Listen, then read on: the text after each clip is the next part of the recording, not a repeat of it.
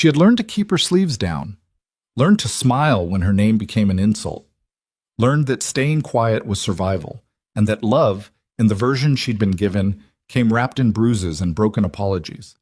But survival has a shelf life, and Emma Whitlock's ran out on a Tuesday night in a restaurant full of people who chose to look away. Until one of them didn't. If you've ever waited for someone to finally say enough, this story is for you. Watch until the end. Hit that like button, and drop your city in the comments. I want to see how far this story travels. The reservation had been Grant's idea. That alone should have told her something. Grant Holloway didn't take people to dinner. He summoned them.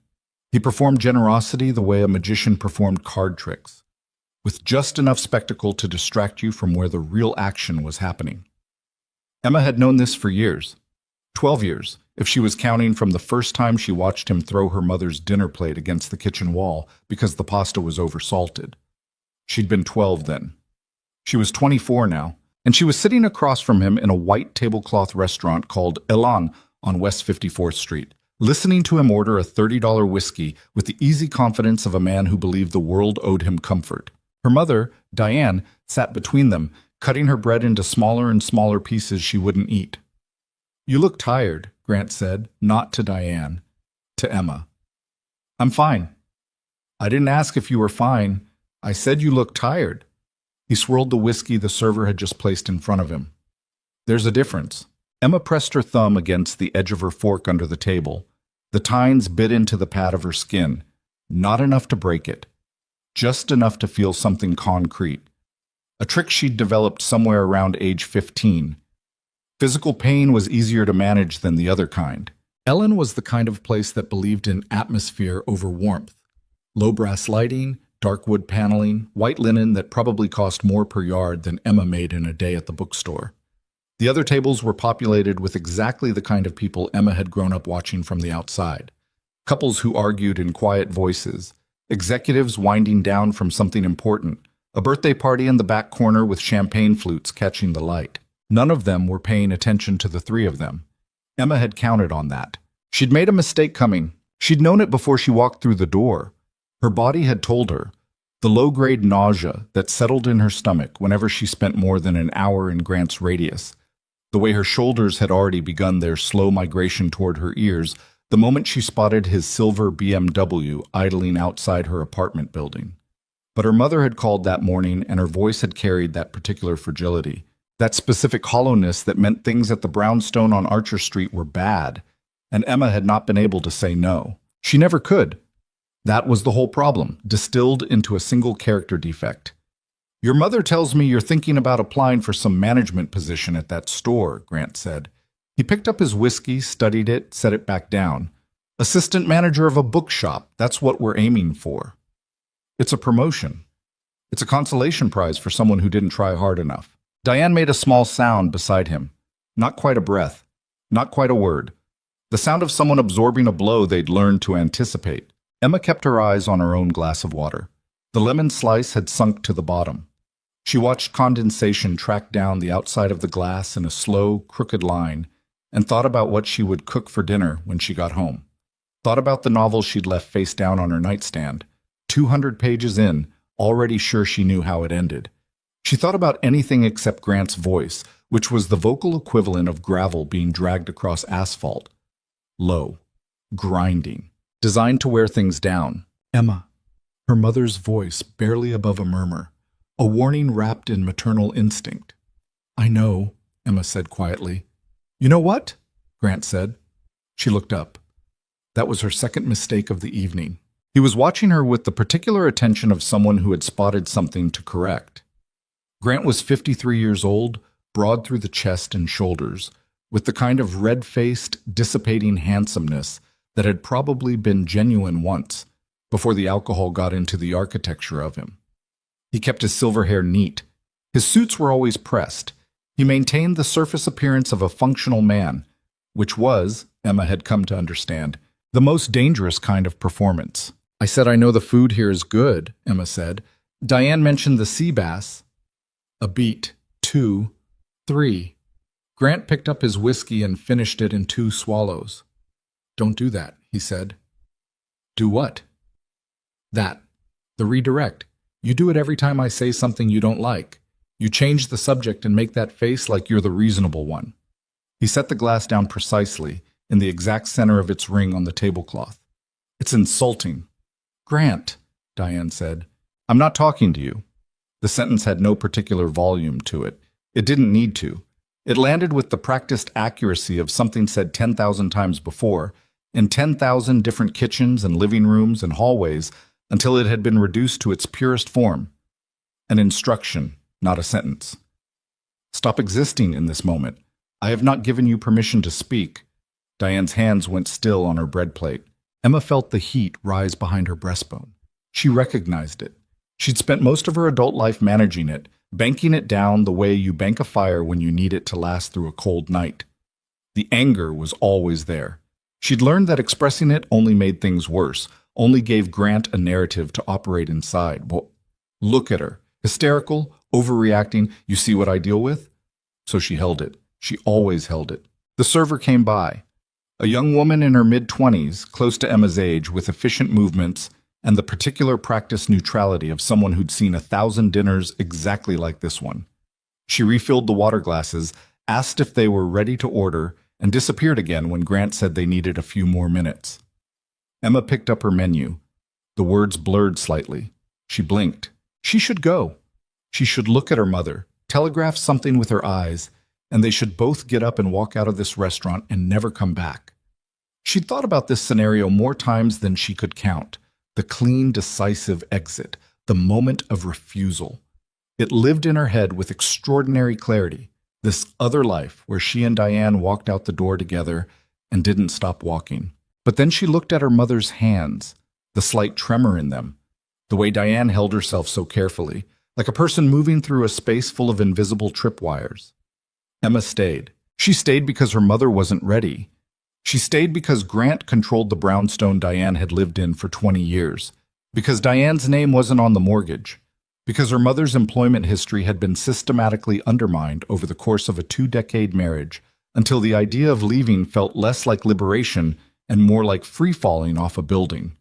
Emma understood these things in the precise, granular way of someone who had spent years researching exits without ever using one. She ordered the pasta when it was her turn. Grant ordered another whiskey and the ribeye, rare. Diane ordered the smallest thing on the menu and apologized for the inconvenience. The restaurant filled up around them. The birthday party got louder. A jazz quartet set up in the far corner and began to play something soft and sophisticated that Emma couldn't name. The candle at the center of their table threw shifting shadows across Grant's face, and Emma watched him drink and thought about how much space a person could occupy without technically doing anything illegal. Then her phone buzzed. She reached for it automatically, and Grant's hand came across the table and covered hers. Not violently, not yet, just firmly. Enough. We're at dinner, he said. It might be the store. It's not the store. It's 9 o'clock at night. He didn't move his hand. Put it away. She put it away. She felt the familiar sick clenching in her gut. Not quite shame, not quite rage, something that lived in the basement of both emotions and refused to identify itself clearly. The evening continued. By the time the entrees arrived, Grant was on his third whiskey and operating in that particular register she knew better than anything. Not drunk, not sober, but suspended in the mean-tempered middle distance that was worse than either. His eyes had a flat quality to them. His voice had dropped half a register. He was moving through the meal the way a cold front moves through a valley. He criticized the ribeye. He sent it back. He made a comment about the server's efficiency loud enough for the table beside them to hear. He refilled his own glass from the bottle he'd ordered and dropped on the table between them like he was planting a flag. Emma ate her pasta without tasting it. Diane excused herself to the restroom and Emma watched her go and counted the seconds, because this was the window. This was always the window.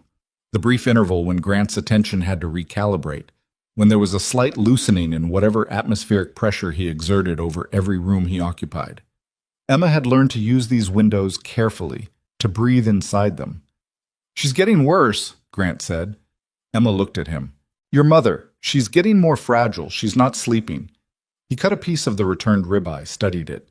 "She cries at things. She dropped a cup last week and stood there apologizing to the floor for 30 seconds. He put the piece of meat in his mouth and chewed slowly. It's pathetic. She's anxious, Emma said carefully.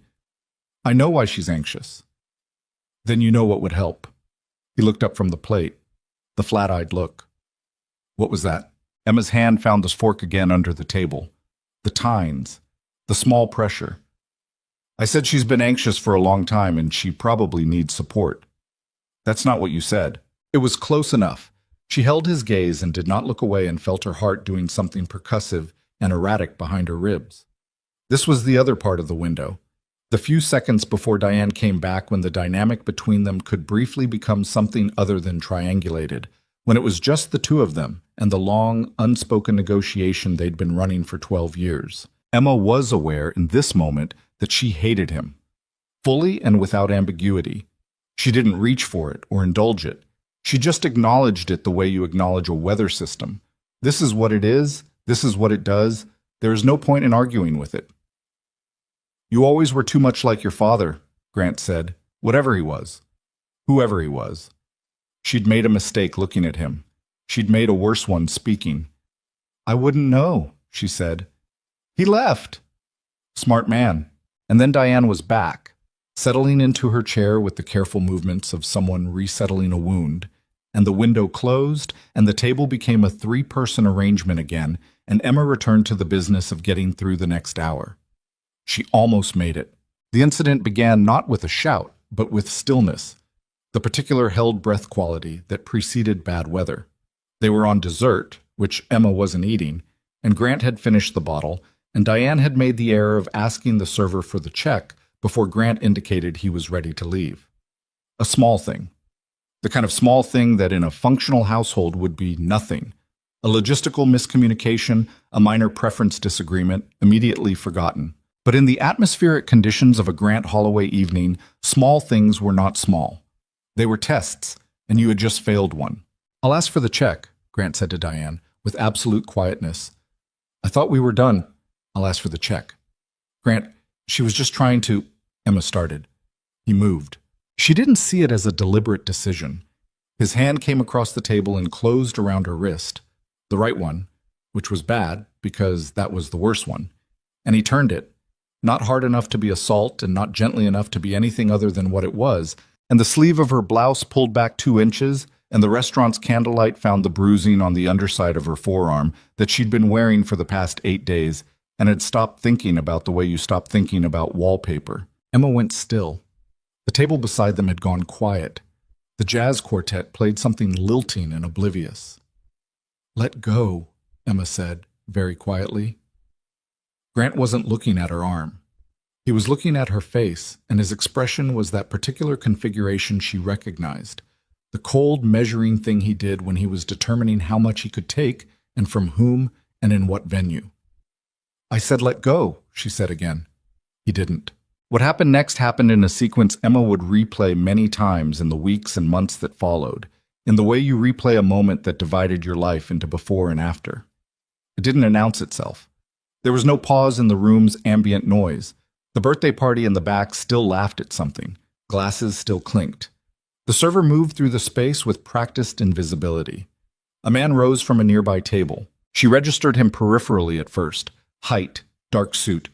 The particular way he moved through the restaurant's tight geography without bumping a single chair or disturbing a single table, which was unusual for a man of his size.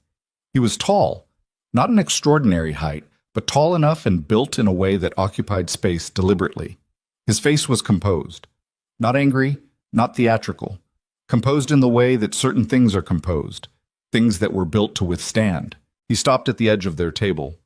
Sir, he addressed Grant with the neutral tone of someone stating a fact. Let go of her arm. Grant looked up. In the yellow candlelight, his face was brick red, and his eyes were the color of old ice, and he said with complete equanimity, Mind your business. I am, the man said, minding it. Something moved through the table beside them. An older couple who had gone quiet mid-bite, their silverware suspended. A woman 2 tables further back with her hand over her mouth. Emma was aware of these peripheral observers with the hyperacute awareness of someone who has just become the center of a scene they have spent their entire life trying to avoid. Grant's grip on her wrist tightened marginally. A declaration. The man in the dark suit reached across and placed his hand over Grant's. Not violently. With the economy of motion of someone who had done physical things in his life and no longer needed to announce them in advance. He applied pressure, even, steady, expert pressure, to a specific point between the bones of Grant's hand. Grant let go. He made an involuntary sound, not quite pain, more surprise at its presence, and pulled his hand back and looked at it with an expression that was almost comical, the expression of a man who has spent years as the largest force in any room and has just encountered something larger. "Stand up," the man said. Still the same flat tone. No escalation. An instruction delivered to the air between them. "Who the hell? Stand up and we'll talk about this outside." "I'm not going anywhere with you." "Then you'll stay here and the next thing that happens will be in front of everyone in this restaurant." He paused. "Your choice, but make it quickly." Grant stood. Emma hadn't expected that.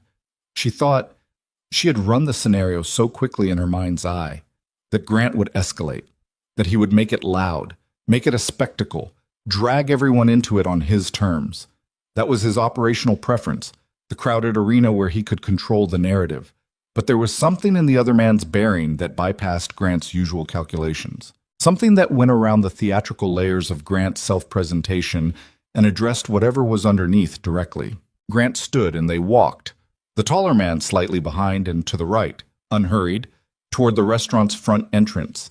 And Emma sat very still at the table with her exposed wrist on the white tablecloth and her sleeve still pulled back and the bruising visible in the candlelight to anyone who looked, which was, she realized, everyone who was close enough, and which she had not consciously acknowledged in 3 weeks.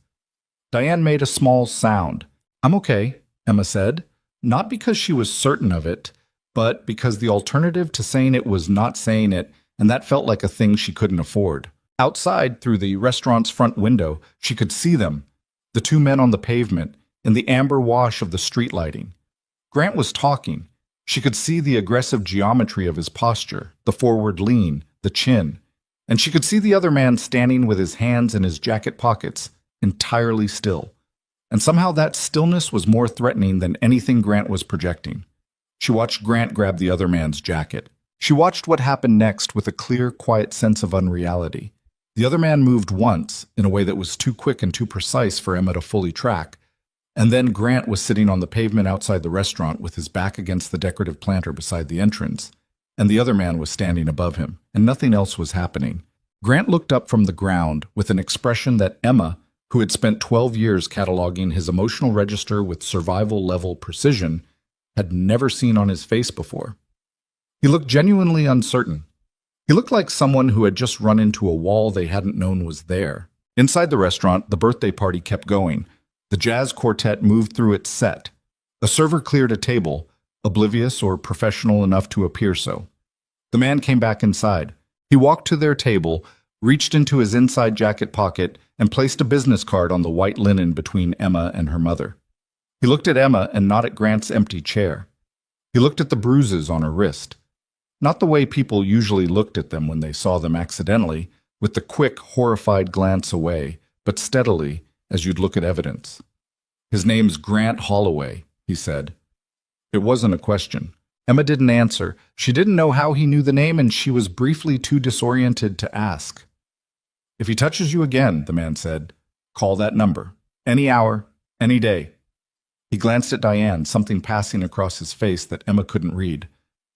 "Both of you." Then he returned to his table, sat back down, picked up his drink. He did not look back at them. Emma looked at the card. It was a plain white card, heavy stock with a phone number and 2 words in clean serif type. Lucian Ashcroft. No title, no company, no email, just the name and the number, as if both were sufficient. Grant came back inside 2 minutes later. He walked to the table with the deliberate, controlled gait of a man reacquiring his composure, and he sat down, and he straightened his jacket, and he said nothing. He looked at neither Emma nor Diane. He looked at the candle, and his jaw worked once and then went still. Emma became aware, in the silence that followed, that something had shifted, not fixed. Nothing in the fundamental architecture of the situation had changed. Grant was still Grant. The brownstone still existed. Her mother's name was still absent from every document that mattered. But something in the equilibrium had moved, like a bone resetting, painful, structural, necessary. She pulled her sleeve down. She picked up the card. She put it in her coat pocket against the seam, where it sat with the density of something heavier than cardboard. Grant called for the check himself, in silence. The server brought it, and he paid without theater, and they stood and gathered their things, and the three of them walked out of the restaurant into the October cold. The planter by the entrance was just a planter again. The pavement was just pavement. On the sidewalk, Grant took Diane's arm with the proprietary grip of someone reclaiming an object, and Diane went because that's what 12 years of this had made her.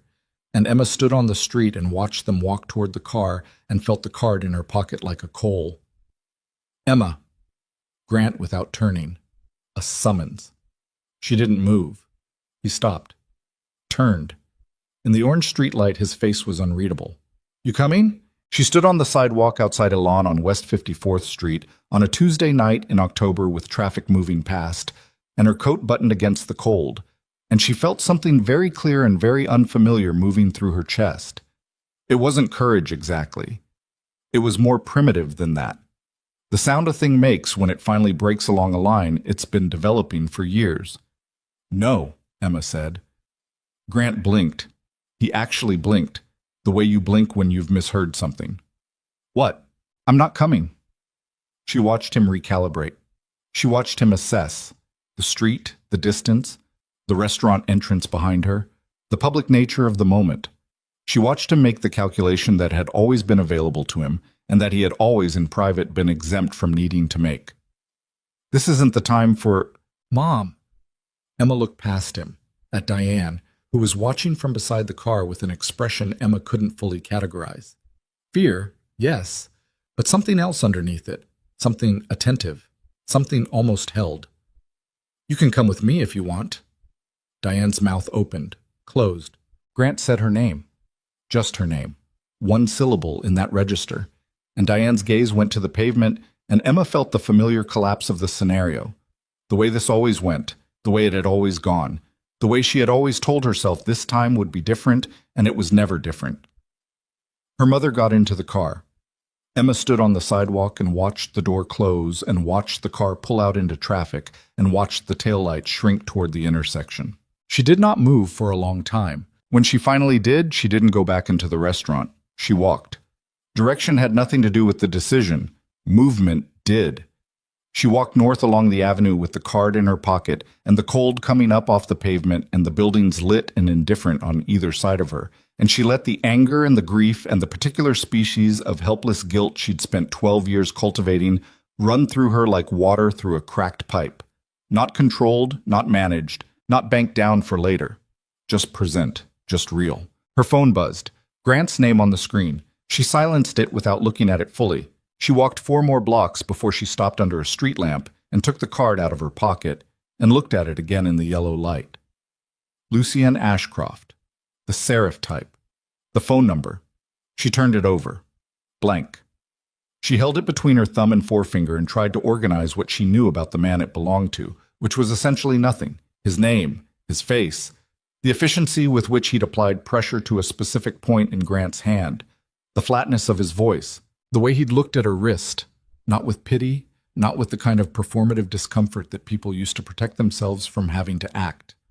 With the look of someone assessing a situation and determining what could be done about it. She thought about calling the number. Then she thought about calling the other number, the one in her phone under the contact name she'd saved 3 months ago after doing 45 minutes of research on her lunch break, the women's shelter on the east side that she'd never dialed. She stood there under the street lamp for 9 minutes. She counted them. Then she called the shelter. The voice that answered was matter-of-fact and warm in equal measure. Her name wasn't asked for immediately. The first question was whether she was safe right now, in this moment. Emma said yes. The woman on the phone said good. She said to take her time. Emma stood under the street lamp and the October city moved around her, and she told a stranger on the phone more of the truth in the next 6 minutes than she had told anyone in the last 12 years. When she hung up, she had a time and an address for the following morning. She put the shelter's number and Lucienne's card back into her coat pocket, side by side. She stood for another moment in the light, breathing, her reflection caught in the dark window of the closed business behind her. A young woman with her coat belted tight and her face tilted up slightly, as though testing the air for something. She looked like someone at a beginning. She hadn't identified it yet. She hadn't had the language. She walked to the subway and went home to her apartment and sat on the edge of her bed for a while without turning on the light. And she thought about her mother in the car, and about the sound a bone makes when it resets, and about a man who had stood up in a room full of people who had chosen not to. She did not sleep well, but she slept. That was something. That was more than Tuesday night had promised when it started. 3 days later, she was shelving the new fiction arrivals at the back of Harding and Clay booksellers on Amsterdam Avenue when she looked up and found Lucien Tichous Ian Ashcroft standing 15 feet away, examining the biography section with apparent genuine interest. She stopped with a copy of a debut novel half-shelved in her hand and stared at him for a moment before he looked up. He registered her without surprise, which was its own kind of disorienting. "You're following me," she said. She said it directly, without preamble, because the situation seemed to call for directness, and she had, over the past 72 hours, been developing an uncharacteristic appetite for it. "I'm looking at a book." He held it up, a biography of a mid-century diplomat she recognized from the publisher catalog. "Though I admit the location isn't entirely coincidental." "That's following." He put the book back on the shelf carefully, spine aligned. "I've been monitoring Grant Holloway's movements. His address is 3 blocks from here." He said this with the flat informational quality he seemed to apply to everything. "I wanted to make sure he hadn't redirected his attention." Emma finished shelving the novel. She kept her hands busy because it gave her something to do with the complicated set of feelings that arose when she tried to process what he'd just said. "You've been monitoring him," she repeated. "Is that alarming?" "I don't know yet." He almost smiled. It was the kind of almost smile that lived entirely in the eyes, brief and dry. "Fair answer." "Why?" Emma said. "Why would you do that? You don't know me." He was quiet for a moment. Around them, the bookstore conducted its afternoon business. A mother with a stroller browsing the children's section. A college student asleep over a textbook at one of the reading tables. The quiet percussion of a keyboard from the register up front. "I know what I saw at the restaurant," he said. "Sometimes that's enough." Emma looked at him. She was a practiced reader of people. You develop that skill in self-defense, growing up in the atmospheric conditions of a Grant Holloway household, and she studied him the way she'd study an unfamiliar text, trying to find the subtext, the angle, the thing underneath the surface presentation that would tell her what he actually wanted. She found it harder than usual. "My manager's going to wonder why I'm having a conversation in the biography section," she said. "Then have dinner with me instead," he said. "Somewhere public. Somewhere you choose." "I don't know anything about you." "You know my name and my phone number, and that I can remove a man's hand from someone's wrist without causing permanent injury." He paused. "Most people know far less about the people they agree to have dinner with." "Most people haven't had the week I've had." "No," he said. "They haven't." She looked at him for another moment.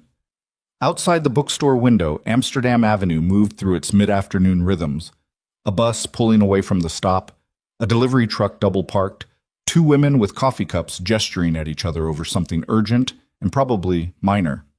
"I'll think about it," she said. "That's all I'm asking." He bought the diplomat biography.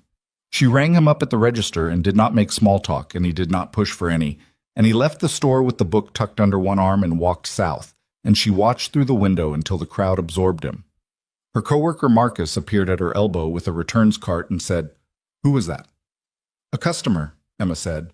Marcus looked at the door where Lucien had exited. "He looked at you the whole time he was in here, like—" He searched for the right comparison. "Like someone watching a building they're considering buying." "That's a strange thing to say." "It was a strange thing to witness." Marcus pushed the returns cart away. "Just saying." Emma stood at the register for a moment longer, then went back to shelving the new fiction. She was on the last book when her phone buzzed with a text from an unknown number. "The restaurant 3 blocks south of your store. Tomorrow at 7, if you want to." She stared at it for a full minute. Then she typed one word back. "Okay." She wasn't entirely sure what she was agreeing to. The dinner, the conversation, The departure from the kind of carefully maintained low-profile existence she'd operated inside for years, moving through her days on an axis of work-apartment obligation, keeping her head down, her sleeves down, her mother's situation contained within the specific vocabulary of managing it. She wasn't managing it anymore. She'd stopped managing it the moment she'd said no on the sidewalk outside Elan, and she could feel that something shifting loose from its moorings, something structural, something that had defined the shape of her days for so long she'd stopped recognizing it as a cage and started calling it a habit. She put her phone back in her apron pocket and finished the shelving cart, and clocked out at 6 and walked home through the fading October light with her hands in her pockets and the sound of the city coming up through her shoes, and she thought that she had no idea what she was doing or where any of this was going. But for the first time in longer than she could accurately remember, she was curious to find out. She was halfway up the stairs to her apartment when her own phone rang, her mother's name on the screen.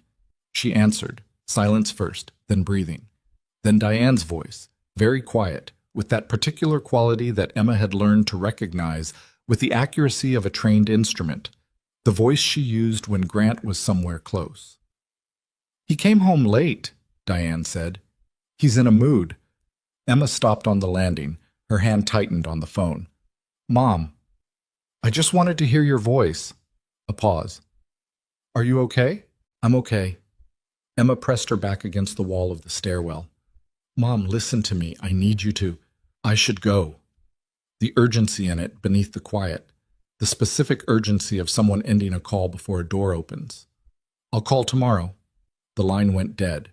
Emma stood in the stairwell with her phone in her hand, and the apartment above her waiting, and the night coming down outside, and the particular cold clarity of a decision not yet made but already inevitable, moving toward her like a weather front she could feel in her joints but could not yet see.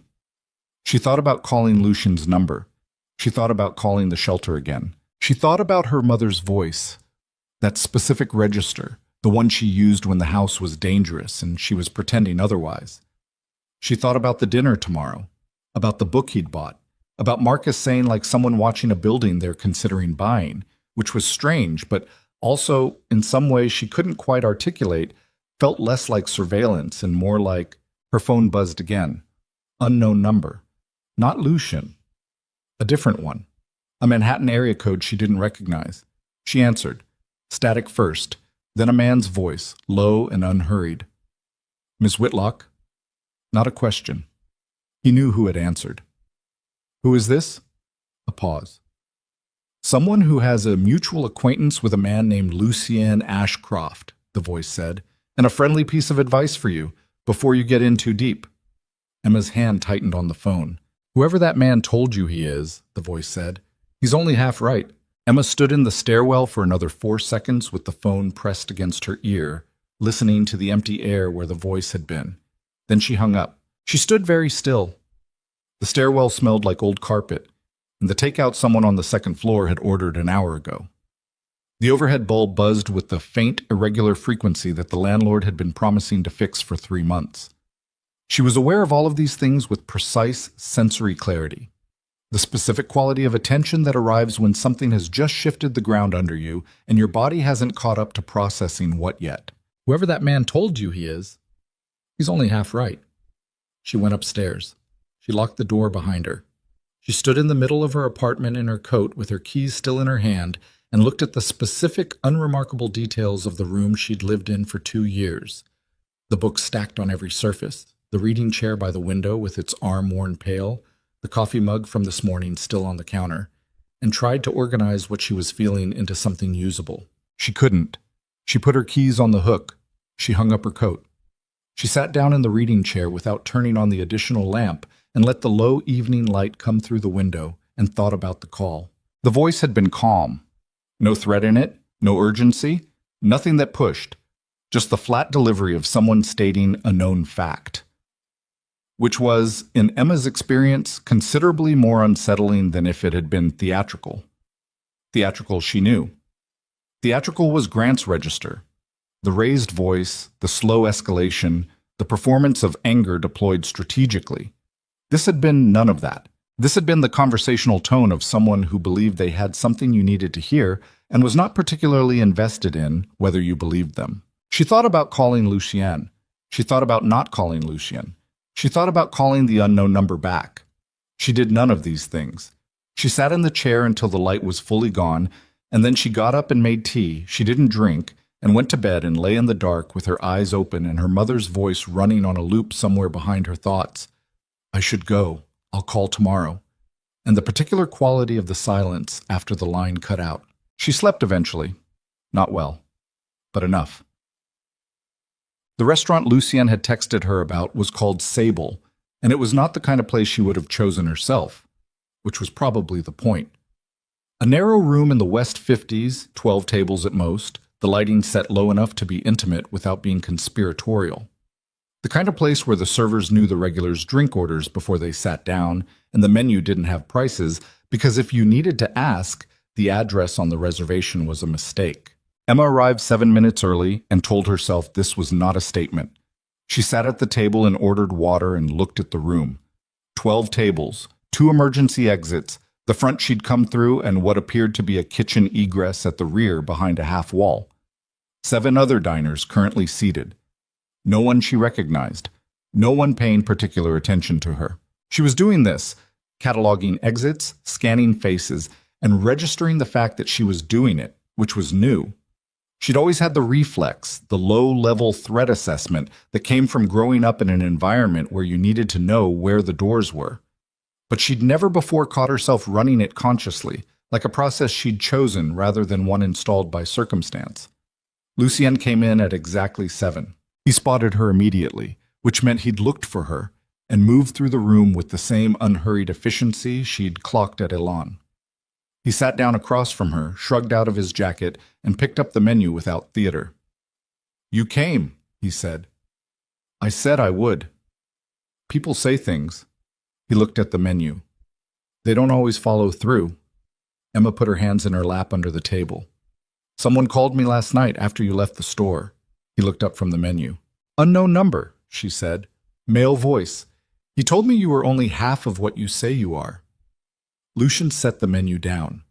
He did it with care, aligning it with the edge of the table, and then he looked at her with the same steady, evidence-assessing quality he'd brought to her bruised wrist in the restaurant, and he said nothing for a moment. "Did he give a name?" he said. "No." "Describe the voice." "Calm, unhurried, no accent I could place." She watched his face. "You know who it was?" "I have a working hypothesis." His jaw moved once. "I'm sorry. That shouldn't have happened. What shouldn't have happened is someone calling my personal number with a warning about a man I'd met once." She kept her voice level. "How did he get my number? If I'm right about who it is, he has access to things he shouldn't." Something moved behind his eyes. Not quite anger, more contained than that. The particular look of someone reacquiring a problem they thought they'd put a distance between themselves and... His name would be Victor Serrano, and if it was him, the call wasn't friendly advice. It was positioning. Positioning for what? The server came. They ordered. Lucien ordered without looking at the menu again, from memory, which told Emma he'd been here before. She ordered the first thing she'd identified as uncomplicated and wouldn't require her full attention to eat because her full attention was already occupied. When the server left, Lucien turned his water glass in his hands once and said, "How much do you want to know?" Emma looked at him. "Everything that's relevant. Some of it may change how you feel about sitting here." "I'm already sitting here." He was quiet for a moment.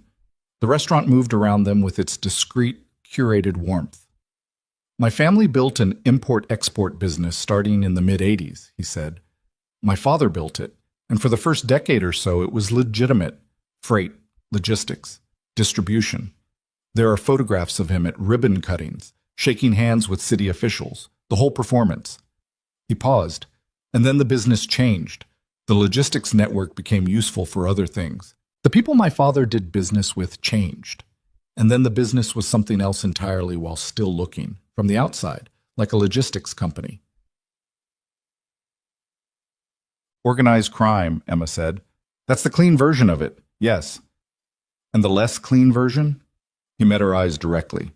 "My father moved product, money, and occasionally people across borders for organizations that had the kind of authority that comes from making problems disappear. He did it successfully for 20 years. When he died, I inherited the company and the relationships and the debt structure that made leaving those relationships a complex proposition. Emma absorbed this. How complex? Complex enough that I spent 3 years restructuring before I could begin cutting ties without precipitating the kind of response that ends careers or people. He said people flatly, without inflection, as though it were not the most significant word in the sentence. Victor Serrano was my father's primary partner on the Eastern Seaboard operations. He believes, with some historical justification, that the business was built on a structure he helped architect, and he does not accept that I have the right to dismantle what he helped build. Emma was quiet for a moment. And do you have the right? He looked at her steadily. It's my company, my name, my choice to make. That's not what I asked. Something shifted in his face. It was slight, brief. The micro-expression of someone recalibrating their read of the person across the table from them. Legally, yes, he said. Morally, that's a harder conversation. Why? Because I benefited from what my father did. I was educated with that money. I lived well because of that money. I didn't know, early on, the full nature of it. And by the time I did know, I'd already been the beneficiary for long enough that claiming clean hands would be its own kind of dishonesty. He picked up his water glass. So I'm not claiming clean hands. I'm claiming that I'm trying to build something cleaner. That's a different thing. Emma looked at him for a long moment. The candle between them threw its unsteady light. And Serrano called me to warn me away from you. He called you to demonstrate that he can reach you, Lucien said. The content was secondary. The message was that he knows you exist, knows your number, and knows that you spent time with me. That's what he wanted you to understand. The food arrived. They ate without speaking for a minute, which Emma had not expected to be comfortable and was, slightly, which unsettled her in a different way than everything else had. Why did you come to the restaurant that night? She said. Alain, you weren't there by accident. I was there by accident, he said. I was having dinner. I wasn't following you. I didn't know you existed before that night. But you knew Grant's name the next morning. I had someone find it. No hesitation. After the restaurant, I wanted to know who he was. Why? He set down his fork, looked at her with that directness again, the quality of it slightly unsettling in its consistency. Most people, in Emma's experience, delivered their eye contact in varying quantities depending on the difficulty of what they were saying. Lucien seemed to apply the same steady quantity to everything. Because I know what that looked like, he said, and I know what comes after it if no one pays attention. A pause, something in the way he'd said it. Personal experience, Emma said. Not a question. My mother, he said. Not my father, if you're assembling the obvious picture. My father's behavior was mostly reserved for business. A different man came into our lives when I was 11. He was gone by the time I was 14, but he picked his fork back up. 3 years is enough to know what it looks like. Emma sat with this for a moment. What happened to him? He left, Lucien said. Under pressure, I applied, to the extent a 14-year-old can apply pressure, which is less than I wished at the time. A pause. More than nothing. She thought about a 14-year-old doing whatever he'd been able to do. She thought about her own 12-year-old self watching a plate hit a kitchen wall and deciding the safest thing to do was nothing. I wanted to ask you something, she said. Go ahead. The efficiency, the restaurant, and then what you did outside. She held his gaze. Where does that come from? And I want a real answer, not a resume. He almost smiled again. It went to the same place it had gone in the bookstore. The eyes, briefly. My 20s were complicated, he said. When I understood what the company actually was, I understood I needed to know things I didn't know. How environments turn hostile. How people move in spaces where violence is a possibility. I learned from people who knew, and I practiced until it became reflex. He paused. It's not heroic. It's contingency planning. Most people don't contingency plan like that. Most people don't inherit what I inherited. The dinner continued. Emma asked questions and he answered them, and she watched for the gaps, the places where the story turned slightly, where a careful rephrase appeared that might indicate the management of information rather than the sharing of it. She found fewer of them than she expected. What she found instead was the texture of someone who had spent years building a relationship with the truth that was more nuanced than simply telling it or hiding it. Someone who had learned to say, "I don't know," and that's more complicated than I can answer cleanly, as alternatives to the more convenient simplifications. It wasn't reassurance, but it was, she thought, something. They were on coffee when her phone buzzed on the table between them. She saw the screen, her mother's name. She answered immediately. Mom. Silence. The particular quality of held silence. Mom. Her voice tightened. Talk to me. A breath. Then barely above a whisper. He found the paperwork. Emma went still. Across from her she felt rather than saw Lucian's attention sharpen. What paperwork? She said, though she knew. She knew before Diane answered. The shelter information, Diane said. The printout. I thought I'd hidden it. Her voice was doing the thing, the controlled quiet of someone speaking precisely because precision was the only form of safety currently available. He's very angry, Emma. Are you hurt? Not yet. The yet landed with the weight of something she'd been carrying for years. He went out. He said he'd be back. Listen to me. Emma was already doing the mental calculation. Subway to Archer Street was 22 minutes minimum. Car would be faster, but she didn't have one. Cab was variable. I'm coming. I need you to go somewhere in the house that locks. The bathroom. Take your phone. Emma, Mom, bathroom, lock, now. A pause.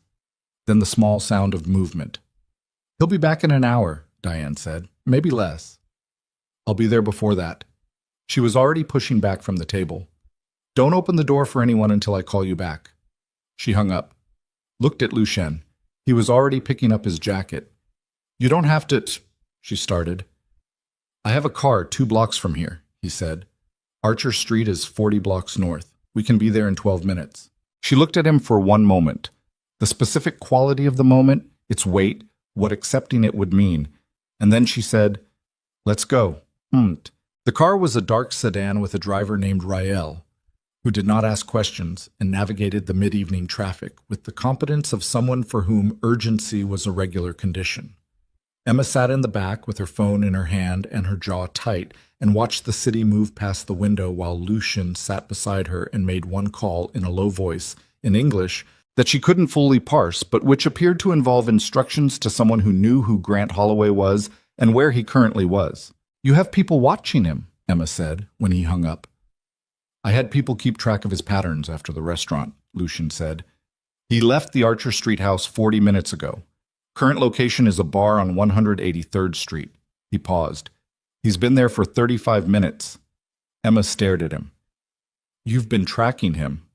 Yes. Without telling me. I didn't know how to bring it up in the bookstore. He held her gaze. I'm telling you now. She turned back to the window. 12 years of Grant Holloway had given her an extensive vocabulary for the specific anger she felt right now. Not clean anger, not simple outrage, but the complicated, contaminated kind that came from knowing someone had done something presumptuous and possibly necessary at the same time, and not being able to cleanly assign it to one category. Next time, she said, tell me. Yes, he said. No qualification, no defense. They pulled onto Archer Street at 7 minutes past 8. The brownstone was the 4th from the corner, a narrow, red-faced building with a light on in the second-floor window that Emma knew was the bedroom. The front stoop was empty. She was out of the car before it fully stopped. She had her key out. She went up the stoop and through the front door and up the interior stairs with her heart doing the thing it always did in this building. The accelerated, heavy rhythm that 12 years of conditioning had written into her body's response to this address. And she knocked on the bathroom door at the end of the second-floor hall. Mom, it's me. The lock turned. The door opened. Diane was sitting on the edge of the tub in her work clothes, shoes still on, with her phone in her lap, and her face carrying that specific arrangement of features Emma had seen 1,000 times and never stopped finding devastating. The careful blankness that was not the absence of feeling, but the management of too much of it. Emma crouched in front of her. Are you okay? I'm okay. Diane's eyes moved to the hall behind Emma. Who's? A friend. Emma took her mother's hands. They were cold. Mom, you can't stay here tonight. You know that. Diane looked at their joined hands. This is my home. I know. 22 years of... I know. Emma kept her voice level, not gentle. She'd learned that gentle sometimes gave Diane room to talk herself back into staying, but clear. Factual. I have the shelter's number. I talked to them 2 days ago. There's a space. Emma, or you come to my apartment tonight. Either way, you're not here when he comes back. Diane's eyes filled.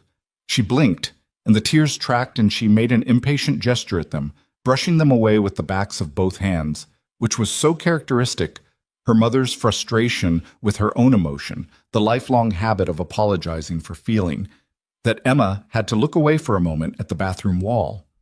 From downstairs, the sound of the front door. Both of them went still. Diane's hand gripped Emma's wrist. Steps in the entry. Heavier than usual. Not the carefully moderated performance of normalcy that Grant sometimes deployed when he was building pressure. These steps had the blunt, imprecise quality of someone not moderating anything. He'd come back early. Emma stood. She positioned herself between her mother and the bathroom door. Automatic, instinctive, the same positioning she'd learned at 12. She heard him on the stairs. She heard him stop on the landing. Diane! The voice through the door, flat, no temperature in it. Emma said nothing. Diane made no sound. I can see the light under the door. A pause. Open it. Emma looked at her mother. Diane was sitting very straight on the edge of the tub with her hands in her lap, and her face set in an expression Emma could read precisely. The specific courage of someone who has run out of alternatives and is now operating on what remains when alternatives are gone. Emma opened the door. Grant stood in the hallway with his jacket still on, and his face carrying the particular flatness of someone 2 drinks past their threshold in the direction of the wrong kind of quiet. He looked at Emma, then at Diane behind her, then back at Emma. You, he said. Me, she said. He looked past her at Diane. What did you tell her? That you found the paperwork, Emma said. That's enough. His jaw shifted. This is between me and your mother. Not anymore. Something moved in his face. He stepped forward, and Emma did not move, and he stopped. He had 2 inches of height and easily 70 pounds on her, and they both knew it, and Emma could feel the specific arithmetic of the standoff in her chest, the way physical reality imposed itself on intention, the way courage had to be recalculated at every step when the body was doing its honest accounting. You need to leave, Grant said. We're both leaving, Emma said, all 3 of us. A pause. His eyes flicked over her shoulder at Diane. You're not going anywhere, he said. Grant, Diane started. I told you that paperwork was... Grant, Emma's voice cutting across. Stop talking to her and look at me. He looked at her, the flat, old ice eyes, the jaw moving once. There's a man downstairs, Emma said. He's been outside for 4 minutes, and he has documentation of every time you've put your hands on either one of us, going back 8 months. If I don't text him in the next 60 seconds, he calls the people he's already been speaking with. She held his gaze without deviation. So you can make this loud, or you can let us get our things, but this is the last conversation we're ever going to have in this hallway. Silence. Grant looked at her. He was doing the calculation she could see him doing, the same calculation he'd done on the pavement outside Elan, the threat assessment, the evaluation of what she was and wasn't bluffing. He looked past her again at Diane, at his wife of 20 years sitting on the edge of the bathtub in her work clothes with her hands in her lap, and her face the particular careful blank of a woman who has decided something. Something went out of Grant's posture, not collapse, nothing that complete or clean, but a structural deflation, like a building losing one of its load-bearing assumptions. He stepped back from the doorway. He turned and walked to the end of the hall and put his hand on the banister and stood there with his back to them. Emma looked at her mother. Diane stood. She picked up nothing from the bathroom. No overnight bag, no necessities. She would come back for things later, or she would send for them, or she would leave them. The specifics could be organized when they were out of the building. She walked out of the bathroom, past Emma, into the hall, past Grant's back at the top of the stairs. She did not look at him. Emma followed. They were 3 steps down when Grant said, very quietly, "This isn't finished." Emma kept walking. They came out through the front door into the street. Lucienne was standing on the pavement beside the car, and one other man Emma didn't recognize stood a few feet further along the block with the casual posture of someone who wasn't quite doing nothing. Lucian looked at Diane first, then at Emma. "Okay?" he said. "We're okay," Emma said.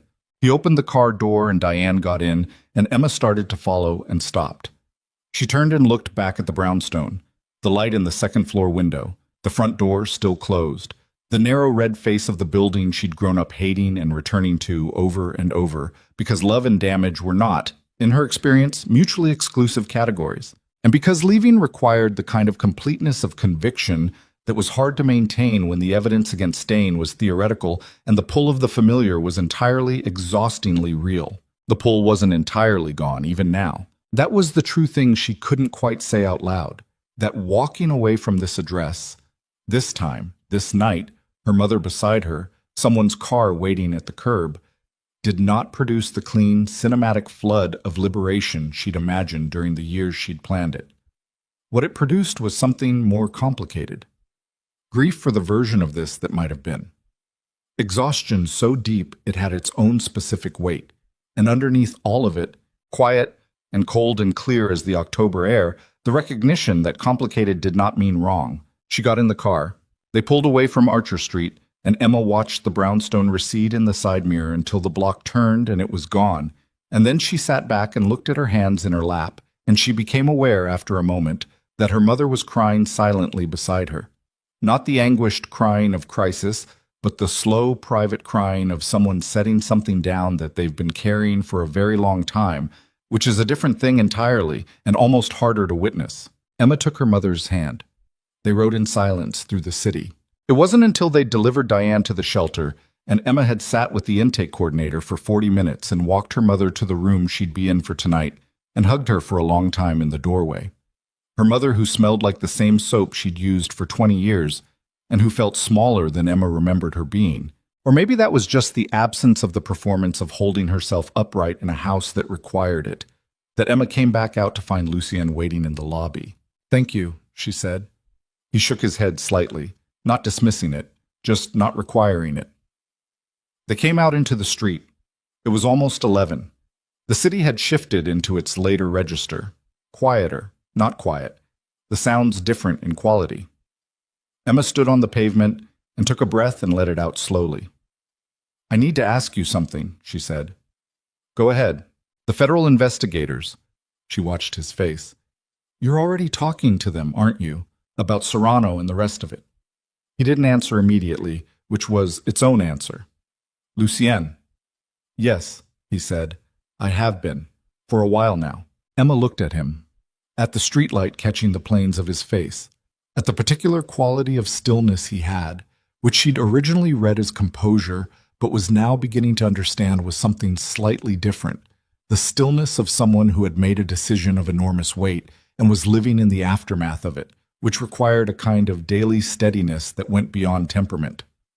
"So when Serrano called me," she said slowly, "he already knew you were cooperating." "He suspected," Lucien said.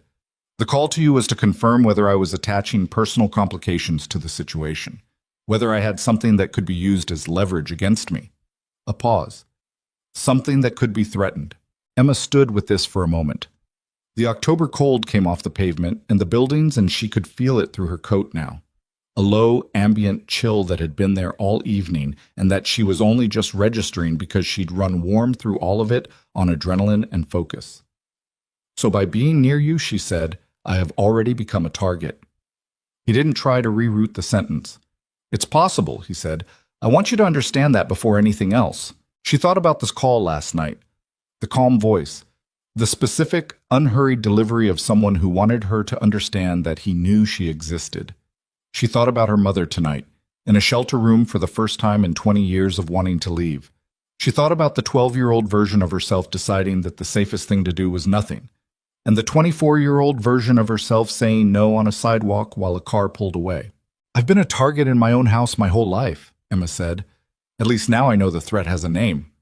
Lucien looked at her. Something moved in his face that wasn't quite the almost smile, something older and less contained than that. Her phone rang. She pulled it out. Unknown numbered, but not the one from last night. Different last 4 digits. She answered. Silence. Then a sound she recognized. Her mother's breathing. Wrong. Too fast. Too shallow. Mom? You're at the shelter. What? I'm not at the shelter. Diane's voice. Very small. He was there when I came out of the intake room. He was waiting in the lobby, Emma. I don't know how he knew. The line cut out. Emma looked at the phone in her hand, looked at Lucian. He has someone inside the shelter, she said, and felt the ground shift under everything they had built tonight into something that required a completely different kind of steadiness than what she'd been operating on. Something she wasn't sure she had, and would have to find anyway, because the alternative was her mother alone in the city, with a man who had just demonstrated that there was no door she could close, that he couldn't find his way to the other side of. Lucien was already on his phone before Emma finished the sentence. He spoke in the clipped, sequential shorthand of someone issuing instructions to people who didn't require explanation. 3 sentences, a pause to receive confirmation, 2 more sentences. And then he lowered the phone and looked at Emma with the focused, operational quality she was beginning to recognize as his version of urgency. It didn't look like panic. It looked like a machine shifting gears. Rael's still on the block, he said. We need to go back inside. My mother is in the building. Grant can't take her out of a shelter without creating a scene that brings staff. He's applying pressure, not executing a plan. He held the door. We go back in, we find her. We move her somewhere he doesn't know about. But we need to do it in the next few minutes, before he decides the lobby isn't working. Emma went back through the door. The shelter lobby was a functional, fluorescent-lit room that managed to be both institutional and carefully humanized. A mural on one wall done by what appeared to be the resident children, a rack of donated coats by the entrance, 2 sofas that didn't match but were clean. The intake coordinator who'd processed Diane 45 minutes ago was standing at the far end of the reception desk with her arms crossed and her face carrying the expression of someone managing a situation they'd managed versions of before. Grant was not in the lobby. Emma scanned the room, a woman with 2 small children on one sofa, the children asleep, the mother not. A man in a security uniform by the inner door who was young and clearly uncomfortable. No Grant. Where is he? Emma said to the coordinator, whose name tag read Yvette. He left 2 minutes ago, Yvette said. She was a large woman in her 50s with reading glasses pushed up on her forehead and the bearing of someone who had not been surprised in a professional context for a decade. When I told him there was no one here by that name and that this facility did not confirm or deny residence, he stood there for a while and then left. He had someone tell him she was here. Yvette's expression moved slightly. That's a serious allegation. I'm not alleging anything. He knew she was here 20 minutes after she arrived. Either he followed us, which I'd have seen, or someone told him. Emma held the woman's gaze. I need to know which one. A pause. Yvette looked at Lucian. The brief, assessing look of someone determining what category of person they were dealing with, and then back at Emma. There's a protocol for this, she said. I need to make some calls. Make them, Emma said. But first tell me where my mother is. Diane was in a back room off the main corridor, a staff break room with a table and 4 chairs and a coffee maker, sitting across from a younger staff member who'd clearly been tasked with keeping her company. She looked up when Emma came in, and the specific relief in her face was so complete and unguarded that it was almost painful to look at directly. Emma sat across from her. Are you hurt? No. Diane shook her head. He came in and stood there and looked at me and didn't say anything for, 30 seconds. And then he said my name, just my name, and then the woman at the desk came over. She stopped, put both hands flat on the table. How did he know, Emma? I don't know yet. He always knows. Diane said it with the flat exhaustion of a woman reciting a fact she's tested repeatedly and always found true. He has always known. Every time I made a plan, every time I talked to someone, he knew. She looked at her hands on the table. I used to think I was imagining it. You weren't imagining it. I know that now. A pause. I've known it for years. I just needed there to be another explanation. Lucian appeared in the doorway. He looked at Emma. Yvette found something. The something was a phone, a staff member, a young man who'd been with the organization for 4 months, who worked intake 2 evenings a week, who had, Yvette explained with the controlled fury of someone maintaining professionalism by an act of will. Accepted $200 in cash 2 weeks ago to pass along information about residents to a contact number he'd been given. He hadn't known who the number belonged to. He told himself it was a concerned family member. He told himself various things that had allowed him to do it 3 times before tonight. He was sitting in Yvette's office when Emma came in, and he was young, 22 at most, with the underdeveloped face of someone who hadn't yet learned that the consequences of decisions arrived whether or not you'd fully thought them through. He looked at Emma and then quickly away. Emma stood in the center of the room and looked at him and felt the anger move through her like something tidal. Not the hot, proximate anger of a direct confrontation, but the cold, structural anger of someone understanding that the vulnerability she'd spent her adult life trying to protect had been available for purchase at $200 a transaction. "Did you know what kind of situation you were feeding information into?" she said. He looked at the desk. "Look at me," she said. He looked at her. "Did you know?" "He said he was her husband," the young man said. His voice had the defensive, trailing quality of someone who understood the inadequacy of what they were saying while they were saying it. "He said she'd left without telling him where she was going, and he was worried." "That's what they always say," Emma said. "That's the exact sentence. That's the first sentence every time." She stopped herself, took a breath. "The number he gave you, do you still have it?" He did. He had it in his phone, and Lucien photographed it, and Emma looked at it and didn't recognize it, but watched Lucien's jaw do the thing it did when he was integrating information he didn't like. They left the young man to Yvette's handling and stood in the corridor, and Lucien showed her the number on his phone screen. "It's not Grant's number," Emma said. "No," Lucien said. "It's not." She looked at him. "Serrano. That would be my read." He put the phone away. "Which means Grant and Serrano have made contact. Which means this stopped being 2 separate problems sometime in the last 48 hours. Emma stood in the fluorescent corridor of the shelter with the particular quality of mental vertigo that comes from watching a situation expand beyond its previously known boundaries. She'd walked into tonight with a map. Grant, the shelter, her mother, the manageable geography of a domestic situation, however dangerous. The map was no longer accurate. "Why would Serrano care about Grant?" she said. "He doesn't," Lucien said. "He cares about having a mechanism. Grant wants your mother and wants leverage over you. Serrano wants leverage over me. They've found a use for each other." He said it without inflection, the way you describe a weather pattern. "It's practical, not complicated."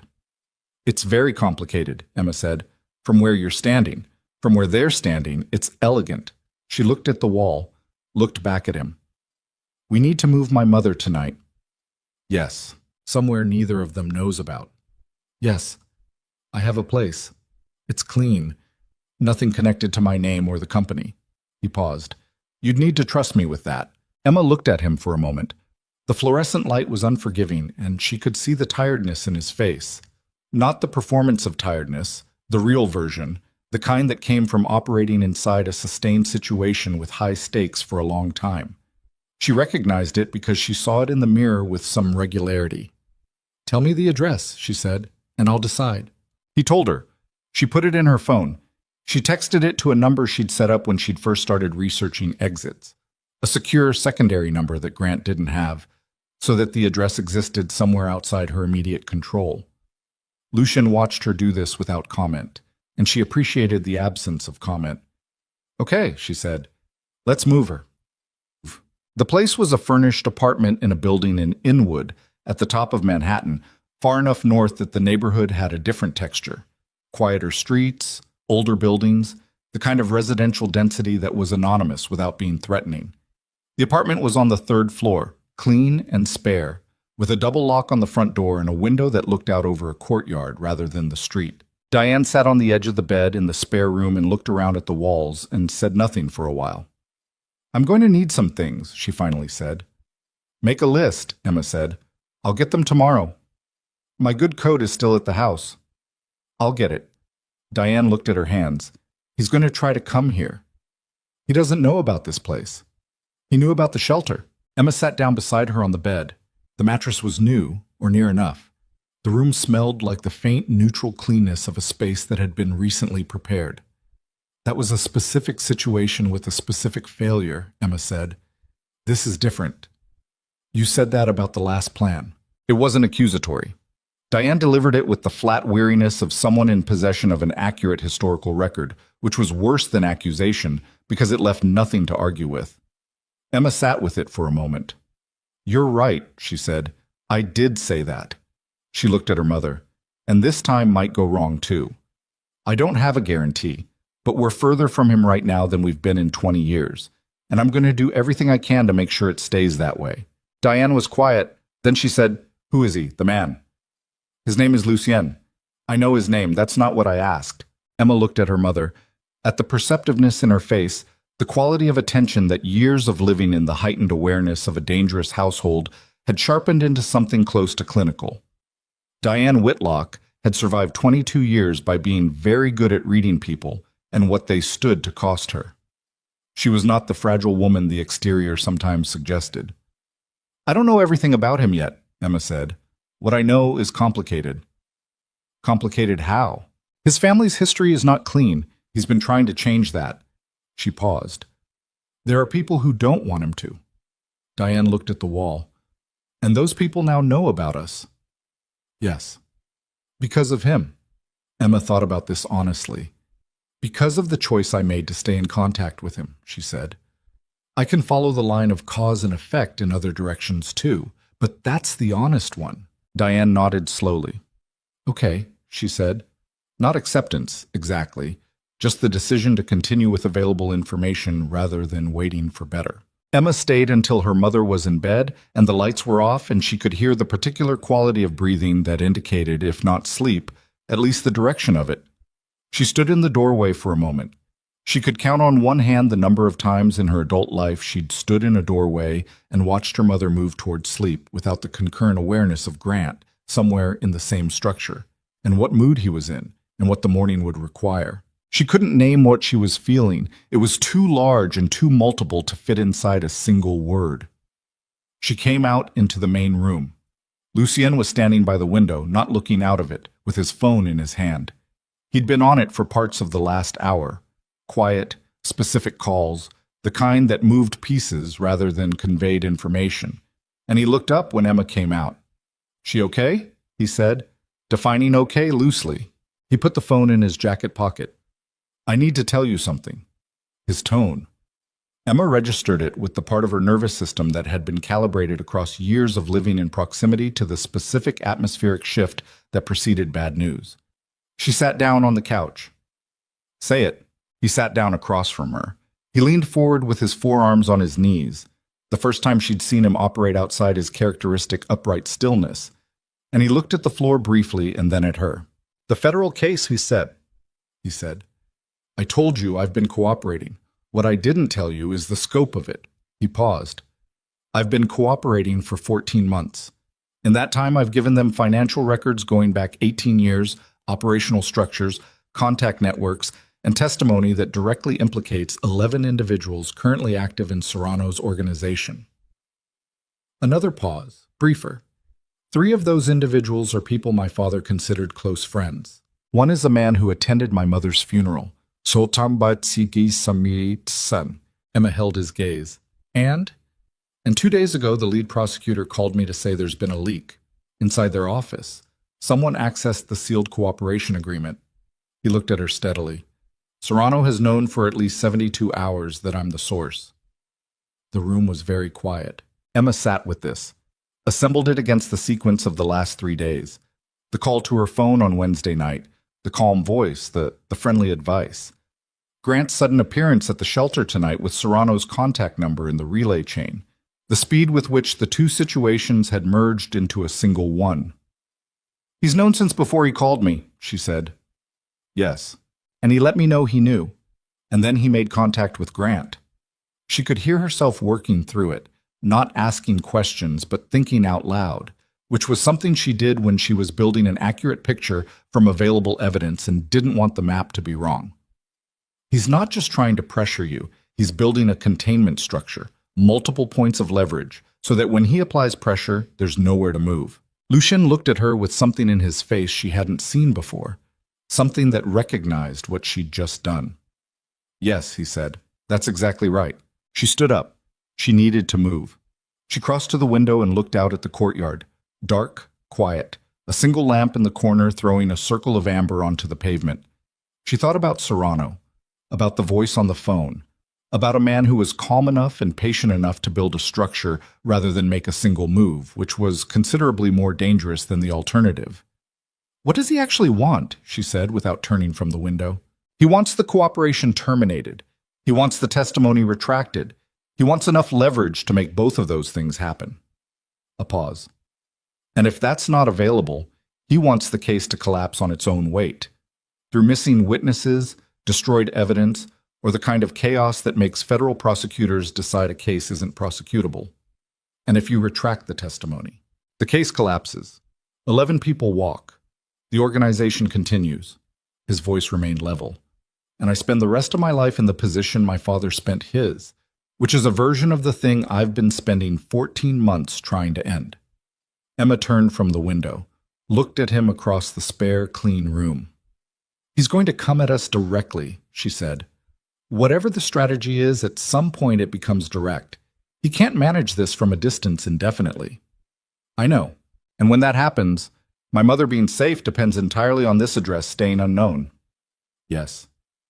And us staying ahead of whatever his next move is. Yes. She looked at him for a moment, at the tiredness in him and the steadiness underneath it, and the specific quality of someone who has made an irreversible decision and is now fully in the consequences of it with no possibility of stepping back. She recognized this, not because she'd seen it before in someone else, but because she realized, in a version of the same posture. She'd said no on a sidewalk. She'd brought her mother here. She'd watched the map expand past its original boundaries, and she had not run. Not because she was certain about what to do next, but because running had a destination, and she didn't have one anymore. She only had forward. Okay, she said. So, what's next? He opened his mouth to answer. His phone rang. He looked at the screen. Something crossed his face. Brief, controlled, but present. He answered. He listened for 11 seconds without speaking, and Emma watched his face during those 11 seconds with the precise attention of someone reading a language they're still learning. He lowered the phone. That was my contact at the federal prosecutor's office, he said. His voice was level and careful in the way of someone placing words down with deliberate weight. The leak was bigger than they initially assessed. A pause. The sealed list of protected witnesses in the case. Everyone I identified, everyone who agreed to testify, everyone currently under any form of federal protection in connection with this prosecution, that list has been accessed. Emma stood very still. All of them? She said. All of them. How many people? 14, he said, including the 2 who are most critical to the prosecution's timeline. He was looking at her with the flat, directed quality of someone delivering information to a person who has a right to it and who will handle it better than the alternative. One of them is in the hospital in New Jersey with a broken collarbone he received falling down a flight of stairs in his apartment building at 9 o'clock this evening. The cold that moved through Emma's chest was not like anything she had a previous name for. It was specific and systemic, and it moved through her the way understanding moves, not arriving at the surface first, but going deep before she could catch it. Serrano moved tonight, she said. He moved tonight, Lucian said, while we were moving your mother. He is not building a containment structure. The structure is already built. He put the phone in his pocket. He's inside it, and now he's... The window exploded inward, not the glass, the frame, the mechanism of it, the locked latch giving way under something external and deliberate, and the cold night air coming in and the courtyard lamp throwing its amber circle through the open space, and Emma already moving, not toward the door, away from the window, her body making the decision before her mind had completed the sentence because 12 years of living in proximity to sudden violence had installed something in her nervous system that did not wait for conscious instruction. Lucien was across the room in 2 steps, between her and the window. A hand appeared on the exterior sill. Then a face. Not Grant, not a face she recognized. A young man with close-cropped hair and the operational blankness of someone doing a job. He was through the window and on his feet in the room in 3 seconds. And he was not alone, because through the open frame Emma could hear movement in the courtyard below. And she understood with the cold, certain clarity of someone whose map had just been revised again, that the address they'd believed was clean had been known before they arrived. Lucian moved toward the man with the same economy she'd watched twice before. The single, precise action. But the man had something in his hand, and the room was small, and there were sounds from the corridor now. The specific sound of the building's interior. And Emma turned toward the door to the spare room where her mother was sleeping. And she got there first, and she turned the lock from the inside and put her back against it, and looked at the room, and her mother sitting up in bed in the half-dark with the expression of a woman waking into something she has spent 20 years half expecting. And Emma looked at her mother's face and felt something change in her own, something that had been, up until this moment, the specific texture of someone trying to protect a situation, managing it, containing it, navigating it with the skills she had. That texture was gone. What replaced it was something older and less negotiable, and it had her mother's face at the center of it, and it had no patience left for navigation. She looked at the window in the spare room, courtyard facing, third floor, a drop of approximately 25 feet to the pavement, and then at the door behind her and what was happening on the other side of it. And she made the calculation the way you make calculations when the number of available options had been reduced to 2, and Emma chose the one that kept her mother alive. She crossed the room in 4 steps, grabbed Diane's arm, pulled her off the bed, and toward the window. Diane made no sound, no protest, no question, just got up and moved with the focused compliance of a woman whose body had learned to respond to urgency faster than her mind processed it. "Fire escape," Emma said. "Is there one?" She was already at the window looking. No fire escape on this side. The courtyard below was 25 feet down and partially lit, and she could see 2 figures moving across it toward the building's rear entrance. They'd covered the ground exit. Behind her, through the locked door, the sound of impact. Once. Twice. "Emma!" Diane's voice, controlled and very quiet. "I hear it." Her phone. She pulled it out. Lucien's number. She hit it, and it rang twice, and he answered, and she could hear from the quality of his breathing that he was still upright and functional and managing something physical.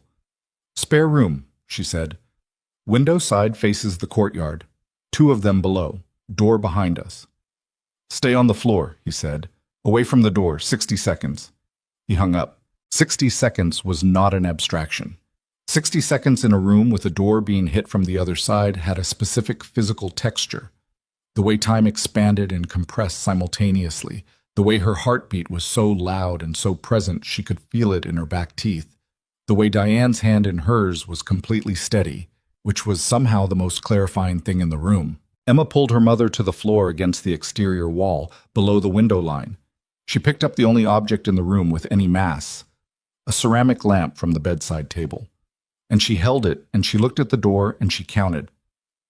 The door came off its hinges on the 48th second. Not the lock giving, the hinges themselves, 3 of them, the door falling inward in a single flat piece.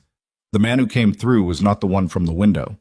This one was larger, and he had the specific forward momentum of someone who'd been applying force to something and is still carrying that energy into the next available space. Emma threw the lamp. Not accurately. She knew it wouldn't be accurate. But the movement made him flinch and redirect his momentum, and in that 2-second interval, Lucian came through the open doorway behind him. What happened in the next 8 seconds, Emma could not have described with any chronological precision. It was fast and loud, and involved the specific sounds that bodies make when force is applied to them at the angle and velocity that Lucian was applying. And it involved furniture and the wall, and a sound she felt in her back that she identified later as someone's shoulder meeting the plaster with significant speed. Then it was quiet. The large man was on the floor. Lucienne was standing over him, breathing hard. She could see it now, the effort visible in the way his chest moved, the first time she'd seen the physical cost of any of this break through the surface. He had a cut above his left eyebrow, shallow, but producing the specific generosity that scalp wounds produced, and he pressed the back of his hand against it without looking at it. "Can you walk?" he said. To both of them, but looking at Emma. "Yes," Emma said. "Then we move now." He went first into the main room, which had the particular disordered stillness of a space where something had happened recently. The first man, the one who'd come through the window, was zip-tied to the radiator with what appeared to be his own belt and a length of electrical cord from a dismantled floor lamp. He was conscious and looking at the ceiling with the expression of someone revising their evening's expectations. Lucien had come prepared for a version of this. Emma registered that fact and filed it without commentary because this was not the moment for commentary. They went into the corridor. Clear. Down the stairs, Lucien slightly ahead, Diane between them, Emma behind, the three of them moving with the rapid, coordinated rhythm of people who have just undergone an event that has stripped the situation to its functional essentials. Out through a side exit Emma hadn't known was there. Lucien had known the building's geography before they arrived, which meant he'd planned for this, which meant on some level he'd known the address might be compromised before they used it, and she was going to have a conversation with him about that when they were in a position to have it. Not yet. The side exit opened onto a narrow service alley between the building and the next one. A car was waiting. Not Rael's sedan, a different vehicle, dark gray, engine running. The driver was a woman Emma had never seen, 40s with the same operational composure as Rael, who did not acknowledge their arrival beyond unlocking the doors. They got in. The car moved. Diane sat in the middle seat and her hands were folded in her lap, and she stared straight forward through the windshield, and Emma sat beside her and could feel the tremor in her mother's body, fine and controlled and present, the physical residue of fear that the mind was managing but the body was still processing. She put her hand over her mother's folded ones and felt the tremor slow marginally. Lucien was in the front seat. He was on his phone again. The cut above his eye had slowed to a thin track of red along his temple, and he pressed a cloth against it that the driver had handed him without being asked. They drove south. Emma looked out the window at the city moving past, the upper Manhattan blocks giving way to the gradual compression of Midtown, and she thought about the courtyard and the two figures moving toward the building's entrance and the fact that Serrano had known the address. She turned this over in her mind with the methodical persistence she brought to things that didn't add up. "How did he know the Inwood address?" she said. Lucien lowered the phone. He turned in the seat to look at her. "Tell me you don't know," she said, "and I'll believe you, but tell me the truth." "I don't know with certainty," he said. "My best working theory is a tracker on the car, Rael's sedan, placed sometime in the last 48 hours. He paused. "We switched vehicles, but Rael drove to the Inwood building directly from the shelter, which means if the sedan was tagged before we switched, the address was already logged before we arrived." "You switched vehicles?" "Yes, for exactly this reason, but not early enough." "No," he said, "not early enough." Emma looked at him, at the blood drying on his temple and the steadiness of his eyes and the honest, unqualified delivery of no, not early enough, which most people would have dressed in some kind of mitigation. "Where are we going?" she said. "A federal building on Varick Street. My contact in the prosecutor's office. Her name is Agent Solis. She's been running the cooperation for 14 months. She's there now. She's been there since the leak was confirmed." He looked at Emma steadily. "Serrano moving tonight changed the timetable. Everything we were building toward a trial that was 4 months away. Solis wants to move on it now, before he dismantles any more of the case infrastructure. She needs me there." "Tonight. Tonight." Emma looked out the window again. They were on the West Side Highway now, the Hudson moving dark and flat to the right, the opposite shore a low line of New Jersey lights. "And my mother," she said. "Solis can put her in protective custody, federal protective custody, not a shelter with a cash-bribed intake worker. A secure location with people whose only function is to make sure she's there tomorrow morning." Diane made a small sound. Not protest. More the sound of someone absorbing a sentence that contains a reality they've been approaching for a long time and are now very close to. "Mom," Emma said. "I heard." Diane looked at her hands. "I heard him." A pause. "I want to be somewhere he can't find me. I don't care what it's called." Vomit. The federal building on Varick Street had the specific nighttime quality of institutions that never fully sleep. A skeleton crew on the lower floors, more activity above, the security at the entrance precise and unhurried. Agent Solis met them in the lobby. She was a compact woman in her early 40s, dark-haired with the slightly compressed look of someone who had been awake longer than was reasonable and had decided not to acknowledge it. She looked at Lucien's cut and then at Emma and then at Diane, and she said to the agent behind her, "Get them upstairs." She pulled Lucien aside. Emma watched them from across the lobby, the low, rapid exchange, Solis's face moving through a sequence of expressions that were controlled and specific and told Emma nothing clearly except that the information being exchanged was significant and that Solis's read of it produced something that wasn't quite alarm but occupied the adjacent territory. Then Solis looked across the lobby at Emma. Emma held her gaze. She didn't look away, didn't shift. Solis came over. "Ms. Whitlock," she said. Her voice was the direct, undecorated voice of someone who was tired and operating at the far edge of a long effort and had dispensed with the preamble. "Your mother will be in a secure location in 40 minutes. I need you to believe me when I tell you that." She paused. "And I need to talk to you about something you may not be aware of." "Go ahead." Solis looked at her for one more second, the look of someone making a decision about how to deliver information. Then she said, "The man Grant Holloway, your stepfather." "Yes." "He came to this building 3 days ago." Emma went still. "He wasn't here to see us," Solis said. "He came in response to a contact initiated by Victor Serrano's attorney. He met with the attorney in the lobby. Public space, nothing we could act on, for approximately 20 minutes. She kept her eyes on Emma's face. "We have him on camera. We have partial audio from a proximity microphone that one of my agents had in the vicinity by chance." Another pause. "The conversation concerned you." Emma's throat felt tight in a specific way she recognized from the restaurant, from the stairwell, from the bathroom doorway. The physiological response of someone who has just absorbed a sentence that has permanently altered a piece of their understanding of their own life. "What about me?" she said. "Serrano's attorney offered Holloway a financial arrangement, a specific sum in exchange for information about your movements and your relationship with Lucian Ashcroft." Solis delivered this with the flat precision of a woman reciting testimony. Holloway accepted. The lobby of the federal building, the clean institutional light, the sound of the city muted behind glass, her mother somewhere behind her with a federal agent moving toward an elevator, Lucienne across the lobby, watching her. Grant had taken money to tell Serrano where she was. Grant had taken money from the man who had coordinated the events of the last 48 hours. The leak, the shelter, the Inwood address, the men through the window, and had fed information about Emma's life, Emma's location, Emma's connection to Lucienne, into that structure, and had done it 3 days ago, which meant he'd done it before the shelter, before tonight, before any of it, which meant the thing Emma had believed was her stepfather's violence and desperation and need for control was also, at some level, a transaction. She'd known Grant was capable of many things. She had not known this was one of them.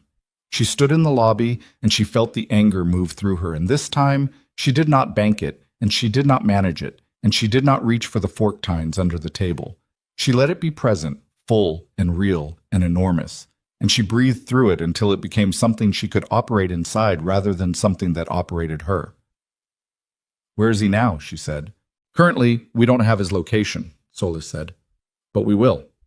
And when we do, there will be a separate conversation about what he's done here." She paused. "He's made himself part of this case." Emma nodded. One nod, precise. "I need to ask you something," Solis said. "Ask." "Lucienne's testimony, the cooperation. He's told you the scope of it." It wasn't a question. "I need to know if you're going to be a complicating factor." Emma looked at her. "What does that mean?" "It means that the next 12 hours are going to require him to make choices that will have permanent consequences for his legal standing, his business, and his safety. And I need to know that the personal dimension of this," Solis paused, looking for the precise word, "isn't going to produce a variable I can't account for." Emma understood what she was being asked. She was being assessed, measured for the specific kind of liability that women in proximity to key witnesses represented in the institutional imagination, the soft target, the emotional complication, the factor that made men make decisions from their gut instead of their head. "I'm not a complicating factor," Emma said. "I'm the reason the information about my movements reached Serrano at all, which makes me part of this whether you account for me or not. So you should account for me." Solis looked at her for a moment. Something shifted in her face, not softening, more a recalibration of her read of what was standing in front of her. "Fair enough," she said. "Come upstairs."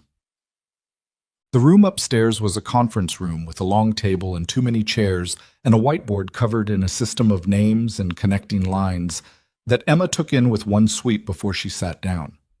Lucien was already seated at the table. Two other agents Emma hadn't met were on the far side. Solis stood at the head. Solis put a photograph on the table. Victor Serrano was shorter than Emma had imagined from the voice on the phone. 60s, compact and gray-haired, with a face that was unremarkable in every dimension except the eyes, which had the flat, patient quality of something that spent a lot of time waiting. He looked like someone's retired accountant. He looked like someone who could stand in a room without being remembered. "He's in the city," Solis said. "He flew in from Miami this morning, which tells us tonight wasn't improvised. This was planned well ahead of the information from the leak." She looked at Lucien. "He came here to resolve this personally." "He always preferred direct resolution," Lucien said. "He and my father had that in common. We have a location as of 2 hours ago. A property in Brooklyn Heights registered to a holding company with 14 layers of corporate structure, but we got through them." Solis put another photograph on the table. "An aerial view of a building. We're prepared to move tonight if Lucien completes the sworn statement that the prosecution needs to support the warrant." She looked at Lucien directly. "The statement you were supposed to give 4 months from now at trial. We need it tonight." Lucien looked at the photographs on the table. He looked at them for a long moment with the specific, particular quality of someone looking at a decision they made 14 months ago, arriving at the moment it costs the most. "If I give the statement tonight," he said, "the company's assets are frozen immediately, the foreign accounts, the domestic operations. All of it stops." He said this with full understanding of what he was saying. Some of those operations are completely legitimate. Employees, contracts. I've spent 4 years building the clean version of what my father built. And if everything freezes tonight, it restarts, Solis said. "When the case closes, the legitimate operations get separated and restored. That's in the cooperation agreement." "I know what's in the agreement." His voice didn't sharpen, it just became more precise. "I'm not looking for reassurance. I'm making sure we're both clear on what tonight costs." "I'm clear," Solis said. "Are you?" He looked across the table at Emma. She looked back at him. She thought about a 14-year-old applying whatever pressure was available. She thought about her mother in a shelter room and the specific sound of a door coming off its hinges. She thought about the voice on the phone. He's only half right. And the photograph of a compact, gray-haired man who had flown from Miami this morning, specifically to resolve this, and who had bought her stepfather's compliance with a number on a check. She thought about what staying quiet looked like from the outside. "Don't look at me," she said. "This is your call." "I know," he said. "I'm not looking for permission." A pause. "I'm looking at what I'm doing it for." The conference room was very quiet. Emma held his gaze. He turned to Solis. "Get me the statement," he said. "Let's finish this." Solis nodded once to the agent on her left, who left the room. She looked back at the table. "There's one more thing," she said, and her voice had a quality Emma hadn't heard in it yet, something below the operational flatness. "The leak in our office. We identified the source an hour ago." She put a third photograph on the table. Emma leaned forward. The photograph was a surveillance image, grainy, a corridor somewhere, a man in a suit with his back partially to the camera. But the face was angled enough to be visible, and Emma looked at it, and the cold that moved through her was different from all the previous cold because this one had a flavor she recognized from the lobby of the shelter and from 12 years of a kitchen and from a restaurant on West 54th Street where a man had publicly done what he'd been doing privately for years. The man in the photograph was not a federal employee. He was Grant. He had been in this building not once but 3 times in the past 2 weeks.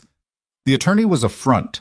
The real meetings had been with an asset Serrano had inside the prosecutor's office, and Grant had been the courier.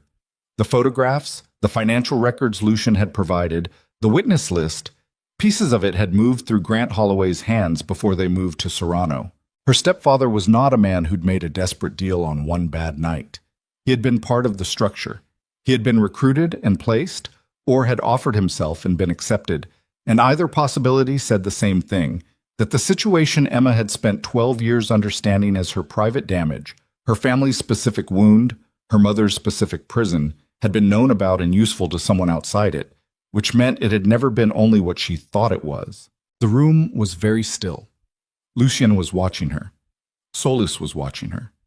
Emma picked up the photograph and held it, and looked at the grainy image of Grant's half-turned face in a corridor of a federal building, and felt something shift in the architecture of everything she'd ever understood about the last 12 years.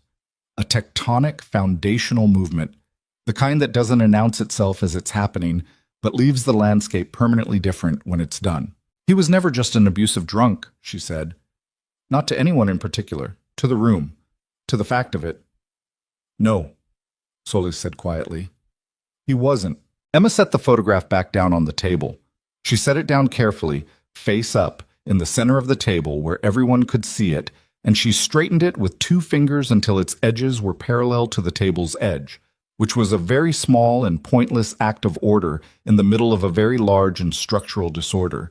And she did it anyway because her hands needed something precise to do before she said what she said next. "Where is he right now?" she said. Specifically. "Emma," Lucien started, "I'm not asking so I can do anything," she said. "I'm asking because I'm done not knowing things." Solis looked at her. "Last confirmed location was a bar on the east side 90 minutes ago." Emma nodded. The door opened. The agent came back in with a folder. The statement, thick with the weight of 14 months of documented cooperation. The testimony of a man dismantling his father's empire page by page. He put it in front of Lucien. Lucien uncapped a pen. He signed the first page. Outside the windows of the conference room, 23 floors up, the city was doing what it always did at this hour. Moving, breathing, carrying its several million lives through the dark, with the impersonal efficiency of a system that doesn't wait for anyone's story to resolve before continuing. The Hudson was out there somewhere, dark and flat. Brooklyn was out there. A property in Brooklyn Heights with 14 layers of corporate structure and a man inside it who had flown from Miami this morning with the intention of ending something, not knowing that the thing he'd come to end had already, in the last 60 minutes, changed shape entirely. Lucien signed the last page. Solis picked it up. She looked at it once, then at the agent beside her. "Get the warrant," she said. The agent left at speed. Solis's phone rang. She answered. She listened for 4 seconds, and her face made a movement that Emma read as the movement of something arriving too early, before the infrastructure was ready for it. She lowered the phone. "He's moved," she said. "Serrano. He left the Brooklyn Heights property 20 minutes ago." She looked at the table. "He's in Manhattan." A pause. "He's been tracked to Amsterdam Avenue." She looked at Emma. "The block your bookstore is on." Emma was on her feet before she knew she'd decided to stand. "He's not going to the bookstore," Lucien said. He was already up, already moving. "He's sending a message. He knows we're here. He knows the statement is signed. He's telling us he can still reach the things that matter before the warrant executes." "My coworkers," Emma said. "Marcus opens at 6. He gets there at 5:45. She looked at the clock on the wall. 5:18. "We have 27 minutes, she said, and she was already at the door, and Solis was already on her radio, and Lucien was behind her, and the conference room was behind all of them, and the hallway was in front of them, and the elevator was 20 feet away, and the city was outside 23 floors below, with everything in it moving toward the same 27 minutes.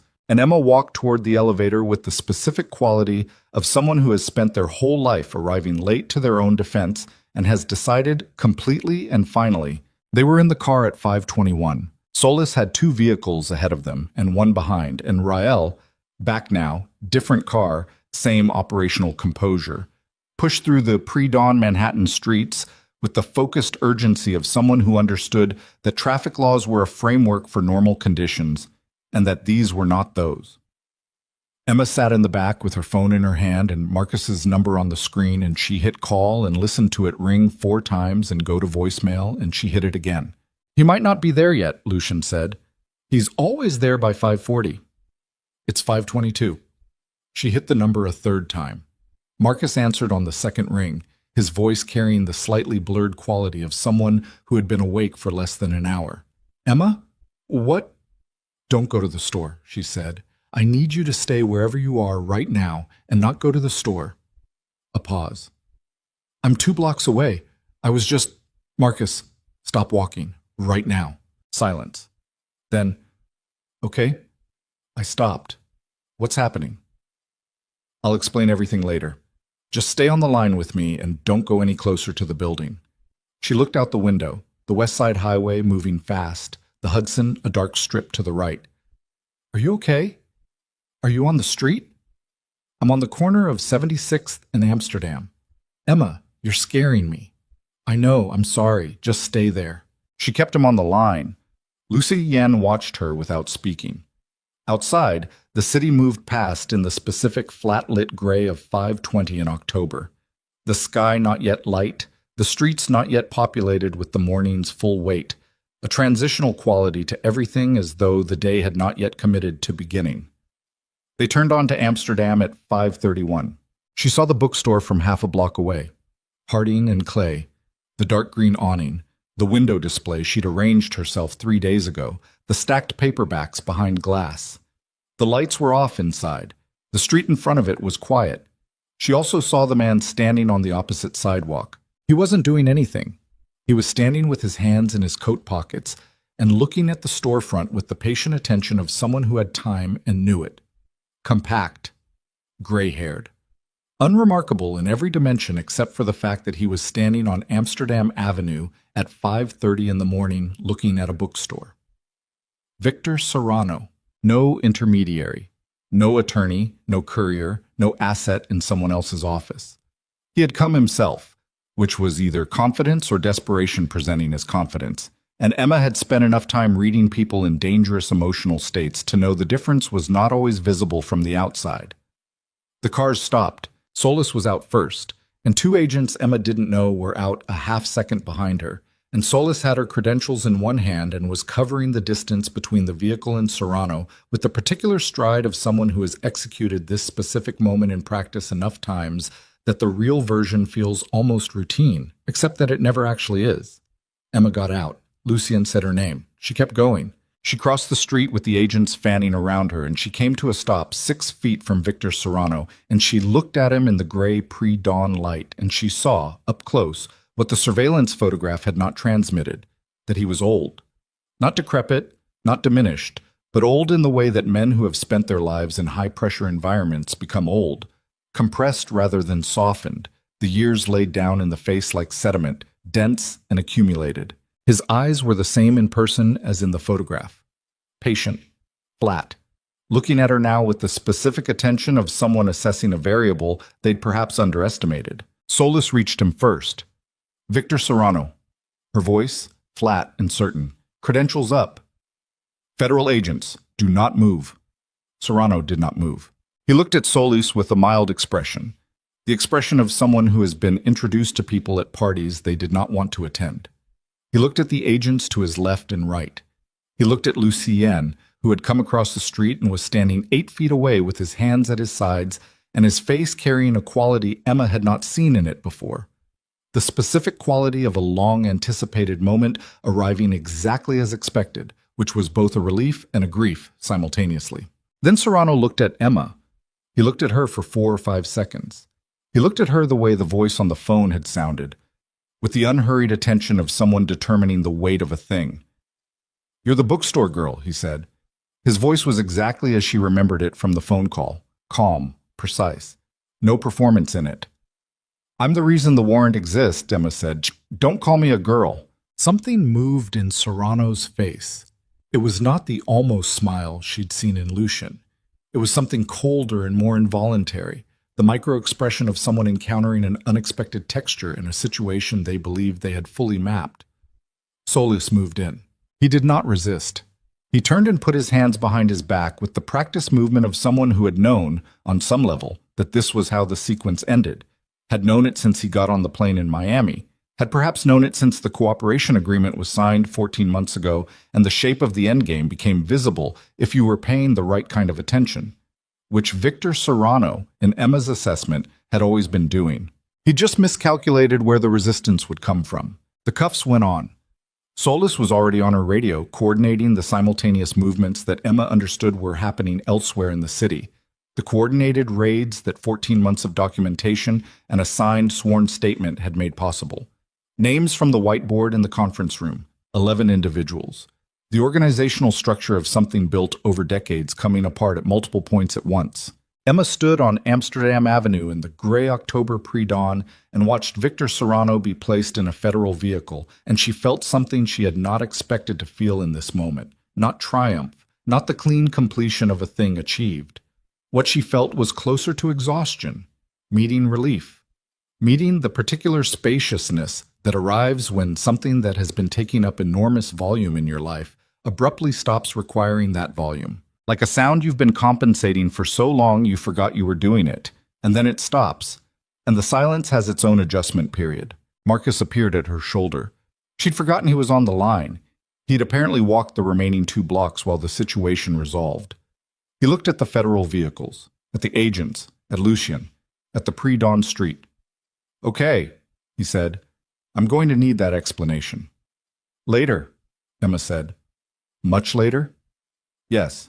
He nodded with the resigned acceptance of someone who had, over years of working with Emma, developed a tolerance for incomplete information delivered with total certainty. He went and unlocked the bookstore and turned on the interior lights, because it was 5:40, and that was what you did. Emma watched the lights come on behind the green awning, the window display she'd arranged, a rotating feature on debut novels, a small handwritten card in the corner in her own writing, lit up from inside. Lucien stood beside her. They stood there for a moment without speaking. The city was starting its morning shift around them. The first bus of the route coming down Amsterdam, a delivery truck turning onto the block, a woman with a dog moving along the opposite sidewalk with the specific purposeful walk of someone who had somewhere to be and was already thinking about it. The normalcy of it was almost disorienting. "Grant," Emma said. "They'll pick him up today," Lucien said. "Solis has enough from the corridor footage and the phone records for an obstruction charge, minimum, probably more." He paused. "He's not going to be able to move freely after today." Emma thought about this. Thought about the photograph. The grainy image of Grant's half-turned face in a federal building corridor, carrying pieces of Lucien's testimony to a man who'd used them to try to dismantle a prosecution, and, collaterally, to find Emma's mother in a shelter. She thought about the specific casual evil of that sequence. The domestic violence that had spent 12 years presenting itself as a private wound, and had been, some portion of it, connected to something larger and more deliberate than a drunk man's cruelty. She didn't know what to do with that yet. It was too large and too recent to process cleanly. She filed it in the place she'd been filing large and recent things, a temporary location, not resolution, just storage until she had the capacity. "My mother," she said. "Solis's team will release her to regular protective custody by noon," Lucien said. "After today, there's no operational reason to keep her there. The structure that was using Grant to track her is gone." He looked at Emma. "She can go wherever she wants to go." Emma thought about her mother's hands, folded in her lap in the back seat of the car, the tremor that had slowed when Emma covered them with hers. She took out her phone and texted the secure secondary number. "It's over. I'll come to you this morning." 3 minutes later, one word back. "Okay, just okay." Which, from Diane Whitlock at 5:45 in the morning after the night they'd just had, was its own complete and sufficient sentence. Well, she didn't sleep. She went home to her apartment as the morning came in through the windows, and she sat in the reading chair and she didn't sleep and she didn't try to. She made tea and drank half of it. She looked at the books on every surface, the stacks that had accumulated over years of the kind of reading that was not an aesthetic preference, but a survival mechanism. The paper worlds she'd been stepping into since she was 8 years old, and had discovered that you could go somewhere else inside a sentence without physically going anywhere. She thought about that 8-year-old, about the specific strategies she'd developed, layered over 12 years, for managing an unmanageable situation. The fork tines under the table, the exits cataloged, the anger banked, the sleeve kept down.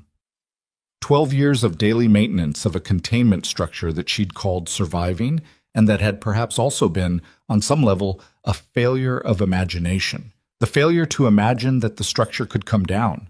She sat with this without trying to resolve it, because some things didn't resolve into clean lessons, and forcing them into that shape was its own kind of dishonesty. At 7:30, she called Lucy. He answered on the second ring. His voice had the texture of someone who also hadn't slept but was functional inside it. "Where are you?" she said. Federal building still. There are a lot of statements. Are you okay?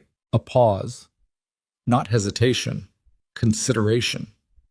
I don't know yet, he said. Ask me in a week. I'll ask you in a week, she said.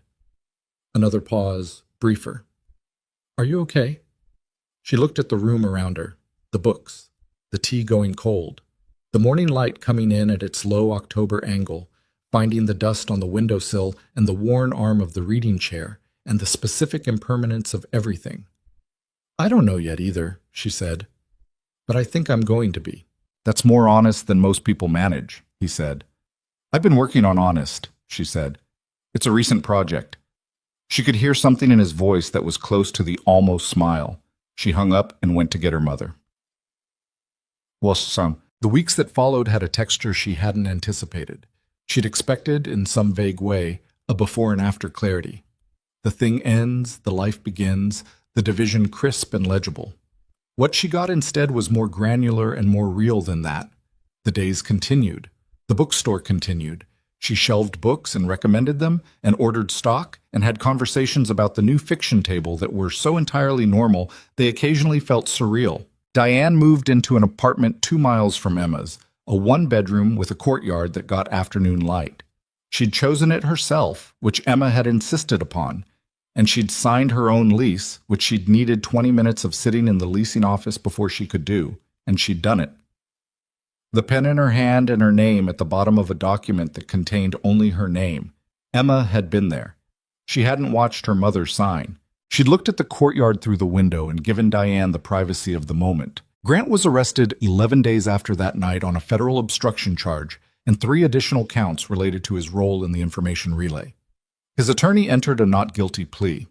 Emma read about it in an article she found online by accident, not looking for it, and she sat with the article open on her phone for a long time, and then she closed it and made dinner and did not call anyone about it. There was, she found, very little satisfaction in it. Not the absence of relief, there was relief, real and structural, the kind that settled into the body's daily operations rather than arriving as a feeling. But the satisfaction she'd imagined, the sense of scales correcting, that was quieter and stranger than she'd expected. What she found instead was that her mother, 3 weeks into the apartment with the courtyard, had begun buying plants, specifically succulents, because she'd read they were hard to kill, and she wanted to practice not killing things. Emma found this to be the most significant development of the entire period. Lucien's company assets were frozen for 6 weeks and then restored in the legitimate portions while the criminal case proceeded. He spent a month in depositions and hearings and the particular grinding administrative aftermath of a federal prosecution, which was less cinematic than its build-up and more exhausting than anything that had preceded it. He called Emma during this period with the practical frequency of someone reporting in, not nightly, not daily by schedule, but when something happened that he thought she should know about, and when the day ended in a way that made a voice on the other end of a phone the thing he wanted. She called him too, for the same reasons. They were, Emma thought, 2 people learning to be in the same place at the same time without a crisis requiring it, which was considerably harder than being in the same place at the same time because a crisis was requiring it. The crisis had its own grammar. The ordinary required a different one, and they were both rusty at it, or had never learned it, or had learned it in such damaged versions that unlearning was prerequisite to relearning. It was slow. It was not always comfortable. It was, she thought, honest, which was what she'd said she was working on. She went back to the therapist she'd stopped seeing at 21 because the sessions had hit a wall she hadn't been ready to break through. She was readier now. The wall was the same wall.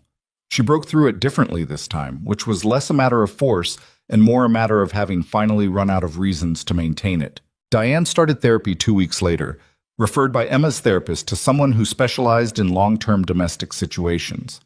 She came to dinner at Emma's apartment the Sunday after her first session, and she was quieter than usual, and Emma didn't ask, and they cooked together and ate together, and Diane washed the dishes because she said she wanted to.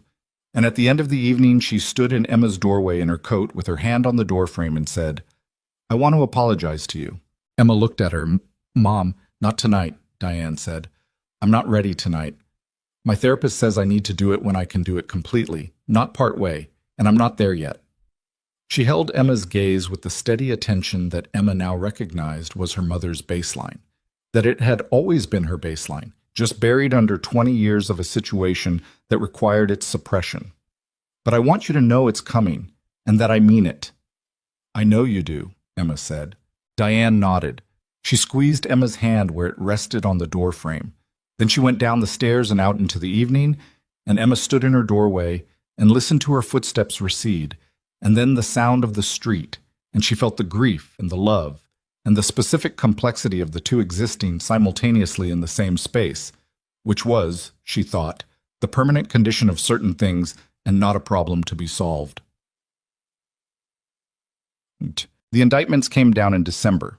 Victor Serrano, 11 associates, and 2 additional individuals identified through the cooperation process that Lucien hadn't initially known about, but whose names surfaced during the investigation's expanded scope. The lead prosecutor issued a statement. Solis appeared briefly at a press conference with the careful non-expression of a federal agent appearing at a press conference. Lucien watched it on a laptop at Emma's kitchen table. When it ended, he closed the laptop and sat with his hands flat on the table for a moment, looking at the closed screen. Emma was making coffee across the kitchen, and she watched him from there. The specific quality of his stillness in this moment, which was different from his usual stillness. This one had more in it, more weight, more completion, more of the specific texture of someone at the end of a long effort and not yet certain what comes after it. "How do you feel?" she said. He thought about it, genuinely thought about it, which she'd noticed he did, gave questions their actual weight, before answering rather than producing the answer fastest available. "Like something I've been carrying for a long time is now on the ground," he said, "and my arms don't know what to do." Emma brought the coffee over. She put his cup in front of him and sat across the table and looked at him across the coffee cups and the December light coming through the window. "They'll figure it out," she said. "Eventually." "The figuring out is the project," she said. "That's what I've been told." He looked at her. The almost smile which she'd catalogued well enough now to know arrived when something she said surprised him into it. "By your therapist?" "By experience." He picked up the coffee cup, looked at her over the rim of it. Outside the window, the city conducted its December business. The specific dense movement of the city in winter, coats and scarves and breath visible in the cold, the early dark coming down at 4:30, and the lights going on in the buildings across the street in their staggered individual sequence. "I want to take you somewhere," he said. "Not tonight. When everything is a little more settled." "Where?" "The restaurant," he said. "The first one. Not the other place. The one I told you about before any of this. The one I wanted to take you to for dinner when I came into the bookstore." He paused. "We never actually got there." Emma thought about that. About the route the past 3 months had taken from a biography section on a Tuesday afternoon to a federal building conference room to a pre-dawn street on Amsterdam Avenue. The specific geography of it. The distance between asking someone to dinner and arriving at a kitchen table with the indictments settling. "Okay," she said. "That's all? Okay?" "You asked. I said okay." She looked at him steadily. "What else do you want?" He looked at her. Something in his face that wasn't the almost smile and wasn't the operational flatness and wasn't the steadiness under pressure she'd watched carry him through the last 3 months. Something older and less defended than any of those. "I want more days that look like this one," he said. "That's what I want." Emma held his gaze. The December light was behind him, and the coffee was warm in her hands, and the building across the street had all its windows lit now, the staggered individual lights of several dozen separate lives conducting their evenings behind glass. "That's a reasonable thing to want," she said. "Yes," he said, "I think it is." They sat at the kitchen table as the evening came down outside, and the city went on beyond the windows, and the coffee cooled slowly in their hands, and neither of them said anything else for a while because nothing else needed to be said. The silence was not the silence of the stairwell or the restaurant or the federal conference room.